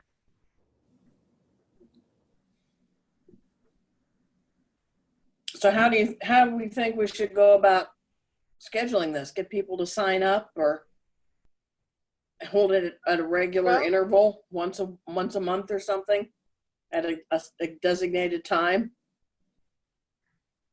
like we do with astronomy at the park? I would propose that if Zarinsky is on the second Tuesday, then Quail be the fourth Tuesday. Yeah, but I'm talking about the ground school, which would be during the day. I think that there's two components of the ground school that you could do. There's the in-person live teaching, or you could even record the videos of how to do what you're doing, and we could put those out too. If you want to do a few beta tests or trial runs of doing the video, get feedback, make changes. I mean, those are all possibilities, and you could just use your phone. You wouldn't need to have a large, complex production. So maybe we could do one now and then the other later, or both. Yeah, I mean, maybe we could have regular physical meetings to help people with their scopes, but we could post videos in the Discord server, or even up on the OAS website, so that people could look at that and run the video and learn how to align a finder scope, or how to collimate a Newtonian. Okay. I think that's a pretty good idea, and they're all valid. Should we continue the discussion in Discord and go from there, or maybe even have a separate video chat just for that conversation for those who are interested? in producing and production. I think that's a good idea. Yeah, I'll second that. That sounds like a reasonable idea. So the video component, get back together. Yeah. Okay. The physical one would be really good too. As George says, there's nothing it's as good as a meeting in person. Right. Right. I think there's. I'm sorry. Go ahead, Steve. Well, I just think there's another aspect to it, and this is going to sound kind of old-fashioned maybe or something, but yeah, with an in-person meeting, I think it's a lot like maybe deciding to, as a New Year's resolution, that you're going to engage with a physical education program, some kind of an exercise program. And I found that as soon as I made a commitment to go to a gym, and I was paying a little bit for it, not that I'm recommending that, but the idea of making a commitment to physically be there was important, I think. Important to really doing it. So I would be in favor of that as opposed to a video thing. We could, there's certainly any number of YouTube videos, and I think it would be valuable to look through what must be 100 and pick the ones that are really effective. That would be a service. But for people who really would like to use their telescope, then hopefully they would be willing to appear with their telescope on a Saturday sometime and really take the bull by the horns and figure out how it works. I think there are two components to this, especially in the event of the pandemic, is people's comfort level of showing up for an in-person meeting. And so I like the idea of an in-person meeting, I think, but we need to have an option for people who do have questions and are still afraid of really, going out and doing this in person, that they still have an option to ask or at least have a simple video on our website. Sure, I agree. I guess I Other was thing beyond the COVID virus. Right. And I think if we have videos by our people and people watch them and then they come to an event later, that gives more connections. Like, oh, I saw him, it kind of brings you and builds some connection in a way. Yeah, they feel like they know the person even though they've never actually met face to face. It also just works don't read the YouTube way. comments. I was like, it also works the other way. If we've done a face-to-face meeting, then you can go back and rewatch the videos for those of us who cannot remember anything. Jason also makes a good comment talking about indoors or outdoors. I think originally they were looking at outdoors. Outdoors, yes. Mm-hmm. Yeah. Yep. So the concern, the only thing that I was thinking of is if you are as a group of people, you're not crossing over to other people's scopes to look through them, because that's where the problems arise. I think that yes, you bring a scope and you do it. There was part of that camera project I'm trying to do is, can I project what the telescope is seeing on a screen and then people can see it at a distance, so they don't have to look through an eyepiece, but we can show it and project it and still have some amount of outreach in that respect, or even live stream it into a Zoom virtual outreach, something that we can still participate in and even record it too. So, I mean, there's a lot of wonderful ideas, and I think that we should maybe just get together, have another video where it's less structured than the business meeting, and walk through all those ideas and maybe write them down and kind of come up with a little bit of a plan on it. I think that's a good idea. Okay. But I do think both the physical ground school and putting up videos on the OAS website that instruct people on basic telescope use is an excellent idea, and we should follow through on both of them. It's a two-prong approach, or multi-prong. It's easy to forget if you've been observing for years how intimidating a scope can be if you've never used one. Yeah. Or we Yeah, can call it especially the if it's the celestial mount versus your just basic XY, right? Yeah. Mhm. Alt-Az versus equatorial. Or equatorial. That's the word I used the Yeah. wrong word. Equatorial. And what is all this weird stuff with lining up mirrors? You know, Yeah. Collimation. I am I think going to break collimation is something the if I twist these screws? biggest question I get it when we're out at Zarinsky is how to collimate a scope. Mhm. I And know a for lot my of the part, stuff online makes it seem like you have to have a PhD in order to get a scope collimated well enough to be usable. a lot of that though is people not knowing how to write instructions. I know I'm having the same problem with my very first Go-To telescope, just trying to get it to operate the way it's supposed to, and I could certainly use some help. So if we had something like this, I'd be one of the first people showing up. Yeah. I know when I got mine, the instructions that came with it were useless. I just ended up going on YouTube and finding a video. It was pretty good. There's definitely some good videos out there, but even just curating some of those and having ones we recommend that are good, because there's also some bad ones, right? Yeah, there's the quality of YouTube videos ranges all the way across the board. Yeah, exactly. Yeah, there's some really good stuff there. There's also some not so good stuff. So if we had a curated list of ones that somebody's already made that are excellent, just link to those. I'm going to dub this the Ground School Working Group. Maybe find ones that are really, really bad that we can laugh at too. That's for the Christmas party, the holiday party.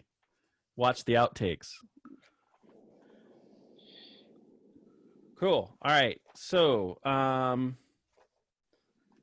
we'll move on to the next item. I had talked to Mike Gallagher, our esteemed treasurer, yesterday about renewing my Sky and Telescope subscription. And he was working on looking at some things. And he contacted Astronomy Technology Today. I contacted all of them. But you've only heard back from ATT. Yeah, astronomy sent me a survey to whether I was satisfied with the response, and the truth is they didn't send me a response. So I filled the survey out that way too.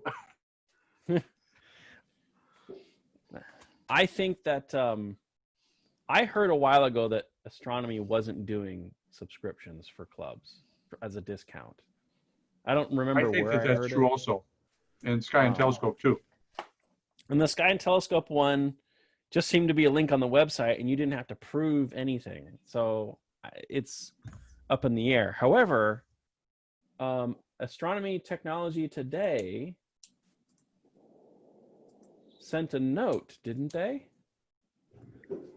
Asking if we wanted to participate in a pilot program as an entire club. So here's how the program works. An astronomy club pays an annual fee to provide a free magazine subscription to each of its members. Each member can access the free subscription by entering a code on the subscription section of their website. They will provide the code to the club, which will be the code each member uses. The club sends no information about its members, and each member has the option to get the free subscription if they choose to do so. So for our club, which has over 100 members, it would be $75.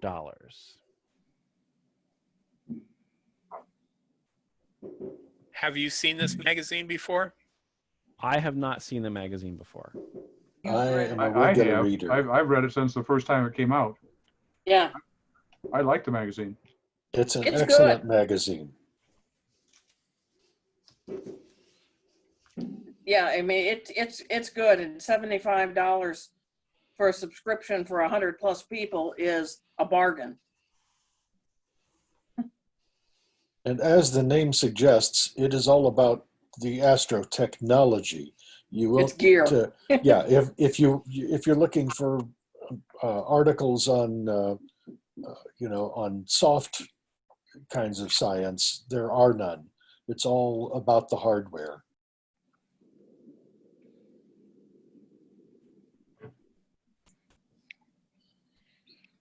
I take it this is an online magazine. It is. Originally, it is. was a printed magazine, came out every other month, but I think that lasted a year or so, or a couple years, and then they went to online only. Yeah, I remember it as a print magazine as well.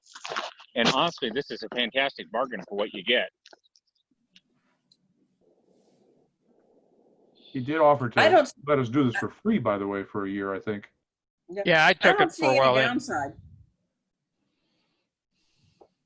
And we have $11,000 in our treasury, so it's not going to hurt us all that much to try it. Mm-hmm. As a point of reference, it looks like the current price is $12 a year, and they're running a half price deal, but at least at regular price, we would need 6 members to effectively break even, and it sounds like we might already have that as current subscribers.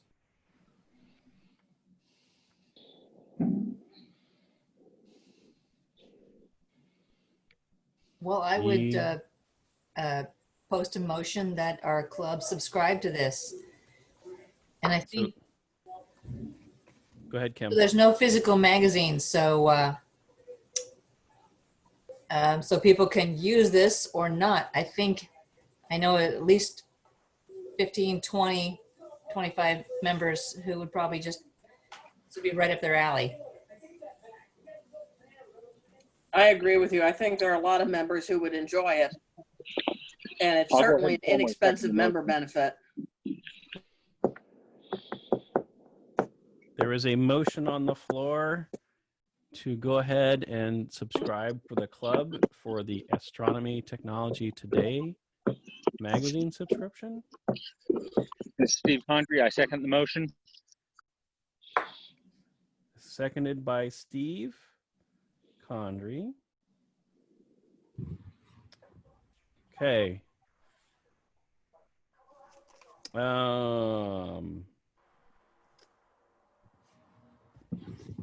All those in favor, Unmute everybody.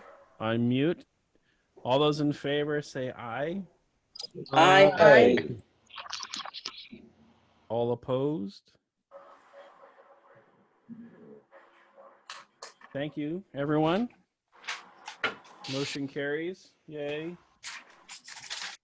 So Diane, did you get the names, Kim and Steve? Yes, I did. Thank you. You're welcome. I think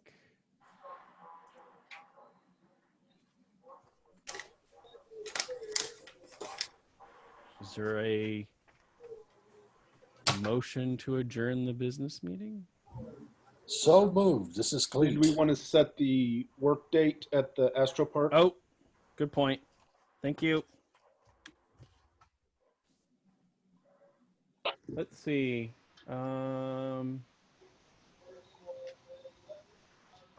July isn't the easiest. There's going to be a group that are unavailable later in the month. Unless you want to do it the 11th. With the, well, 18th is too close to that too. I'm going to put out a couple dates. I'm going to do July 11th, August 1st. Those are both Saturdays.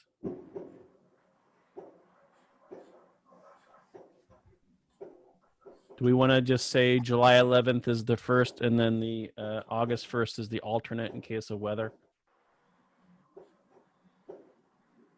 That would probably be proper. Yeah, that sounds fine. Okay. Good. Is there going to be the special hamburgers and hot dogs?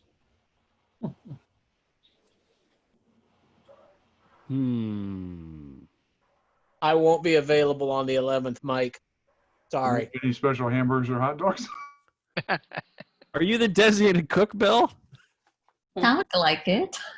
I have been the cook for a number of years. Oh. But I got Somebody plans makes for the my bill. 11th, so I always I'm not thought that available on the 11th. I always thought that it was the president that was cooking. I'll second that motion. Hey, there we go. So everybody's going to get gluten-free hot dogs then, right? Oh, I don't know if I can afford that many Hebrew nationals. Good hot Oh, the dog. club buys the meat. Oh, that's true. Yay. Okay. All right.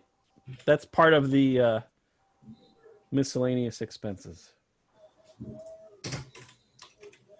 Hot dogs. So how are we going to do potluck to ensure we're all safe? Oh.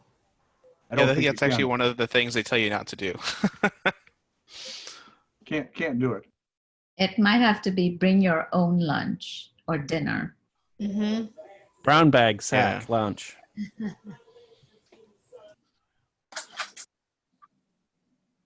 How's that sound?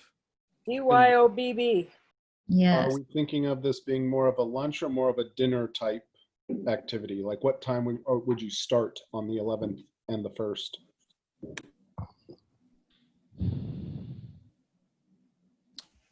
Well, the Sunset's 11th looks still like gonna- it's, as I say, the 11th looks like it's going to be hot. So you probably want to start it about as early as you can. Okay. George Allen, Yes, George. I have two things I wanted to mention. First of all, a work day in July and August is going to be under sweltering heat. And I found that not much gets done. The people begin to leave by 1 o'clock, 2 o'clock in the afternoon, depending on when they get there.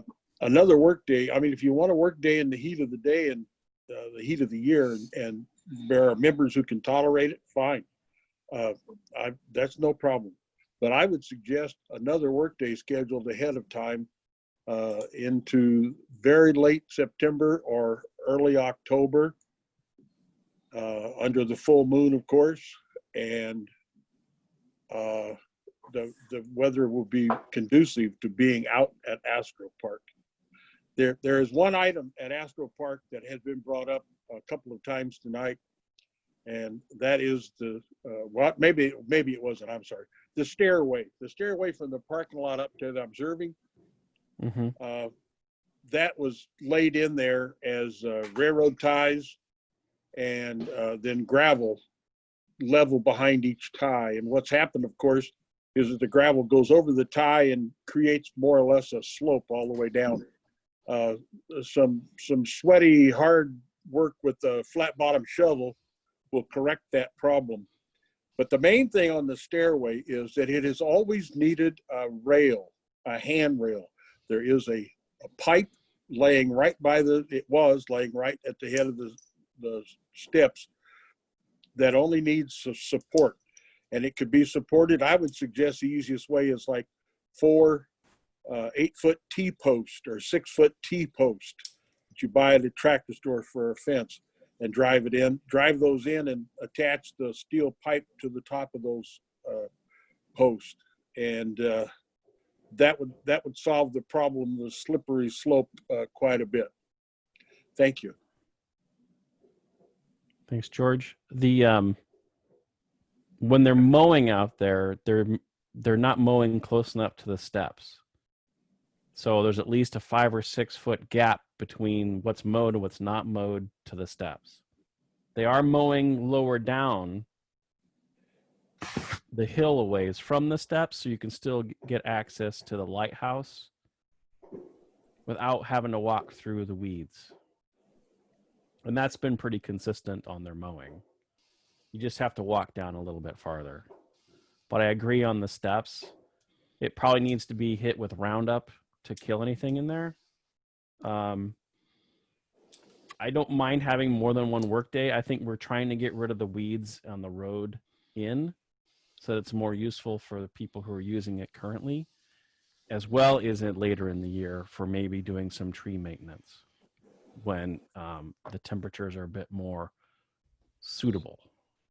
That was what I was going to suggest. Do a work day just for whacking the weeds. Mm-hmm. Yeah, that's what I was going to say. In July, and then do the heavier stuff like putting in the railing and doing whatever work needs to be on the steps. Do that in September when the weather's cooler.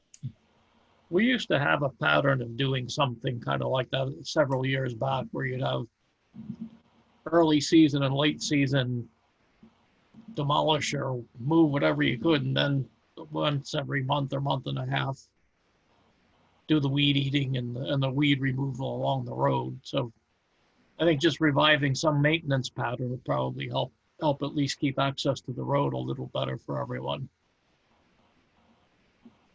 I'm kind of curious whether the steps are used. No one seems to park their car down there. If you parked your car down there, I could see you could use the steps, but otherwise, are the steps really being used? Well, they're not being used a lot because they constantly need some sort of TLC.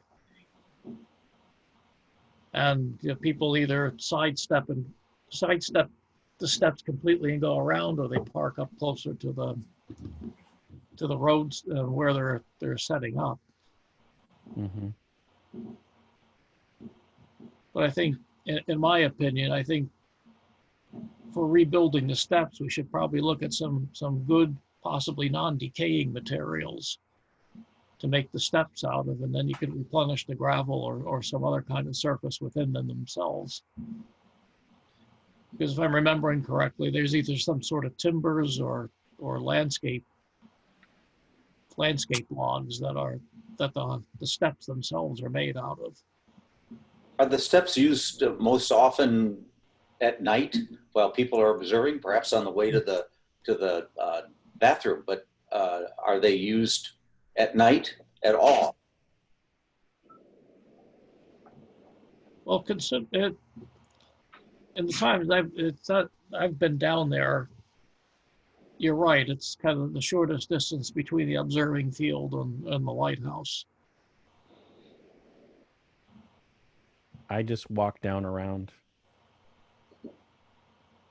Well, I just think at night, our eyes are kind of adjusted, so that's good. But it seems like just a smooth slope would be better than any set of steps. If that pathway is really going to be used, I'm just wondering how many people use the steps. I haven't. I mean, there's a possibility of just extending the rock from the parking area around the bend. I mean, they've been mowing that anyway. I don't have anything against showing up the steps and making them better, but I've never used the steps, and I'm just curious if the steps are used.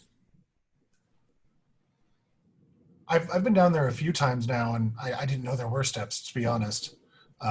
So that's a no from me. But I do know in the Astro Park survey, we have a number of questions about accessibility. And obviously we don't have the full responses to the Astro Park survey yet. I think that's still a bigger topic of discussion later this year. But as we talk about steps, I can't help but think that perhaps accessibility should be part of that conversation. Mm-hmm. The steps can't be used if you can't see them. Yep. Yeah, I think from an accessibility standpoint, if the slope's not too great, an actual ramp would be more accessible, right? Well, especially in light of the insurance issue we were talking about earlier, we definitely need to consider accessibility. It depends on the ramp itself. And if we were merely to fill in the steps and make them slanty, that would be way too steep as they are now. There are other ways to get to the toilet. There's a way around the bushes that you can actually get down to without going down any steps. Yep.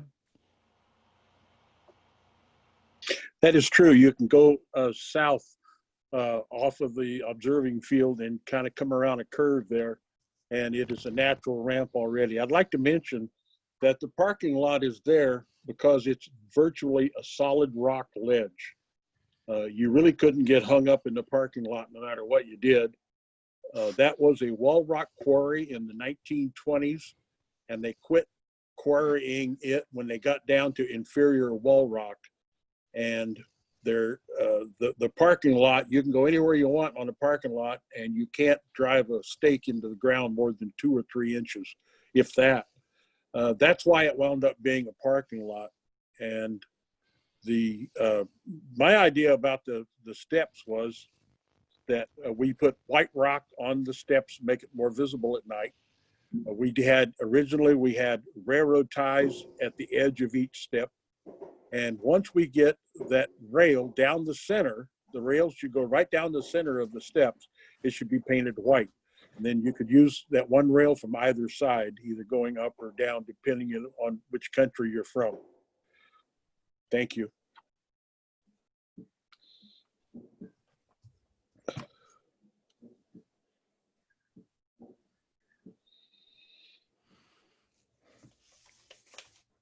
Well, like I to would look at the say, slope.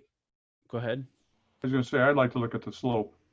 I've been involved in trail building, as a part of my career, and a 4 or 6% grade would be okay.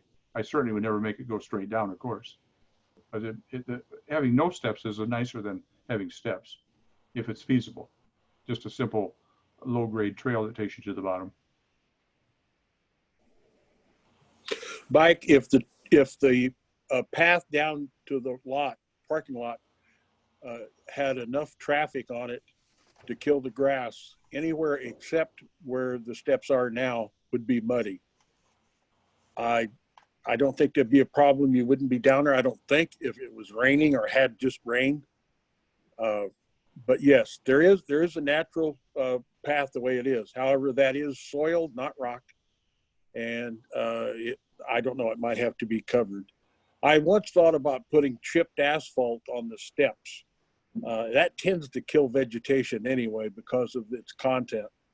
But then that would make it black. And we always liked the idea of every couple of years we would put a pickup load of white crushed limestone on the steps, which made them visible just by skylight. Your eyes are adapted and it shows up really well. I don't know if this is a real problem. How many people use the outhouse? How many people go from the lower level up to the upper level? I don't think it's much, because if it was, the steps would not have developed weeds and grass. It's something to consider. And somebody said something about the survey. It's also been mentioned that we really don't know where our property lines are, and not a survey necessarily, but if the work party can locate the pins and make a few measurements, Mike can help you with that if I'm not down there. I do have surveying equipment. I can find most of the pins. There's 1, 2, 3, 4, 5 pins, 2 of which are absolutely obliterated. One is out in the field now, and the other one is in the middle of the creek or the ditch. But there are 3 pins that should be locatable. And one of them is very easy to locate, the one on the northwest corner, way away from the things. And it's a good idea if the members begin to know how big of a lot we have. We have 4.08 acres. That covers a lot of it. The mowed part is probably no more than 1/4 of our total holdings. Most of it is trees. Thank you.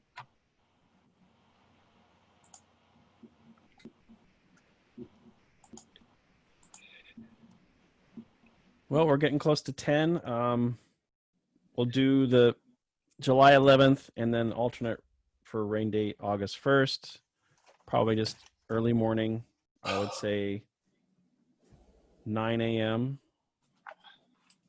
And we're just going to be doing the light stuff, like the weeds on the steps and the driveway. Maybe hit around some of the buildings to make them look nicer. I might also take down the support struts on the first building that have really couldn't hold up anything, but they're more of a hazard for somebody walking around at night. Does that sound all right? Those supports were Kind put of a in good with starting untreated time. lumber. Stafford first, then George. Oh, no, I was just affirming your 9 o'clock. I think it's a good starting time. Okay. George, What time did he suggest starting? 9 a.m. 9 a.m. Uh, yeah, the first building, the superstructure for the roll-off was not built with treated lumber, and Yeah. so consequently it is gone. Mhm. The second building, which is a building that Joyce and I built, was all built with treated lumber, and I think it's still holding up pretty well. I don't know. The track is off of it, I noticed. Yep, it is. The aluminum track. And I don't think the building should be opened the way it is, but the structure is still good. What tools do people believe they will need on the workday? I would say weed eaters, maybe I can bring a mower. I've got an electric mower, so it won't put any oil that's anything in the car. So Well, I have a large scythe that is associated with the death figure. It's a very effective. It's very effective grass and weed cutter. However, I can't use it because of my physical condition. It does take some muscle to use it, and it would be dangerous if somebody got in the way. That is one thing. The other thing I have is a couple of what's called swing bars. You operate it like a golf club, except at the end there's about a 12-inch sharp blade. That's very effective to cut thick grass with, very quick. A weed eater, unless it's a heavy commercial weed eater, I don't know if it would work, I suppose, but it really wouldn't be efficient. And there had always been a resurgence of poison ivy at the gate that has the hinges on it out by the road. Notice if that poison ivy has grown any or came back. We've taken it out a number of times. We have members who are not susceptible to it, and they just went in there and pulled it out by the roots. But it might come back. And if a person is super susceptible to poison ivy, we had a couple of people that were, they would be affected by it by just going through the gate. Other than that, the access road is 15 feet wide, and you can measure that by when you go through the gate and start down the hill. That fence is on our property line, and it was put up by Walt Kasubi. And that fence, you measure 15 feet away from that fence, and you'll see that our access road goes out into the farmer's field. Good luck with that. But that's how wide our field is, our road is. It's 15 feet out from that, and you can project that on the rest of the way around.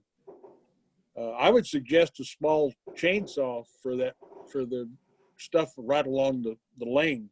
Just cutting it back is sort of like having your hair cut. You know, it's going to be back again in 60 days or less. I don't know how big the brush is now, but the best thing to do would be to chainsaw it down at the ground. That would take care of it for probably 2 years or more. And like I said, I don't know if I could be down there. If I'm down there, I'm not going to be able to do anything physically. But I can sure tell you what has been done and what worked and what didn't. And if I'm the only person that doesn't know everybody's name or voice, that's why I always start out by saying my name. Because I can only see, on my screen, I can only see 4 participants at one time. When you're using the screen for display, which you are right now. Sure. And it switches to usually whoever is speaking at the time. Yeah, no, mine doesn't. I don't know why. Your outline lights up when you speak. Well, no, it just stays lit up, but no one else's did. So I don't know who speaks when they speak. I think it would be a courtesy, at least if we're getting around 30 people. Not now, we don't, but we get around 30 people. That you begin by stating your name, as I've been doing, so that you know who that crabby old guy is. Thank you very kindly. Okay, so I think that there shouldn't be a huge group of people that goes down there. So I would say 4, 5, 6. Not. I mean, if there's only going to be enough equipment to run, then I would say 6 people.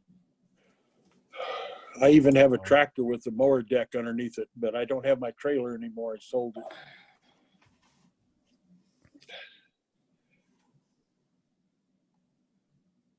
All right. So me, Mike Gallagher, is that all right for you that day? You talking about the 11th? Yeah. Yeah. Well, I'm thinking about taking care of these weeds tomorrow morning. Oh. And the post too. Okay. And if there's poison ivy there, I'll spray it with poison. All right. So should we then just wait? Oh no, on you what can have it on the 11th if you want, but I'm going to take care of some of this right away. Okay. And I probably will be around. Well, I'm not going to stop you. I'll probably be around the 11th. Okay. I'm not That's doing fine. it all tomorrow. All right. Mike, Well, when are you going to go down, Mike? Tomorrow morning. Oh, very good. I have a meeting tomorrow morning at 9 o'clock, or I'd go down with you. I haven't been down there in at least 6 months. I always like to go back and see how it's coming along. It's, the overgrowth is, I think, the main problem. The road is fairly stable. The ground itself, the observing area is stable. The concrete pads, etc. But the trees and the brush, they're going to win. They're absolutely just going to keep coming out.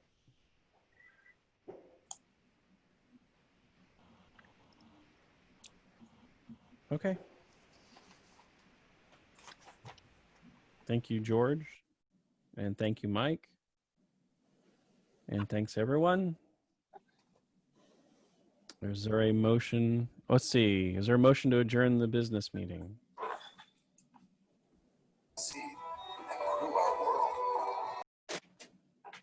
Theme music? This is Bradley. I so move. Bradley, would you say your first and last name? Bradley Rice, R-E-I-S. Okay. And do we have a second? Sonali Deshmukh, second. A motion has been made and seconded to adjourn the business meeting. All those in favor say aye.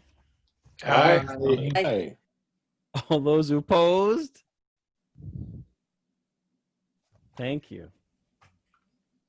Adjourned. I gotta grab my, there we go. Right.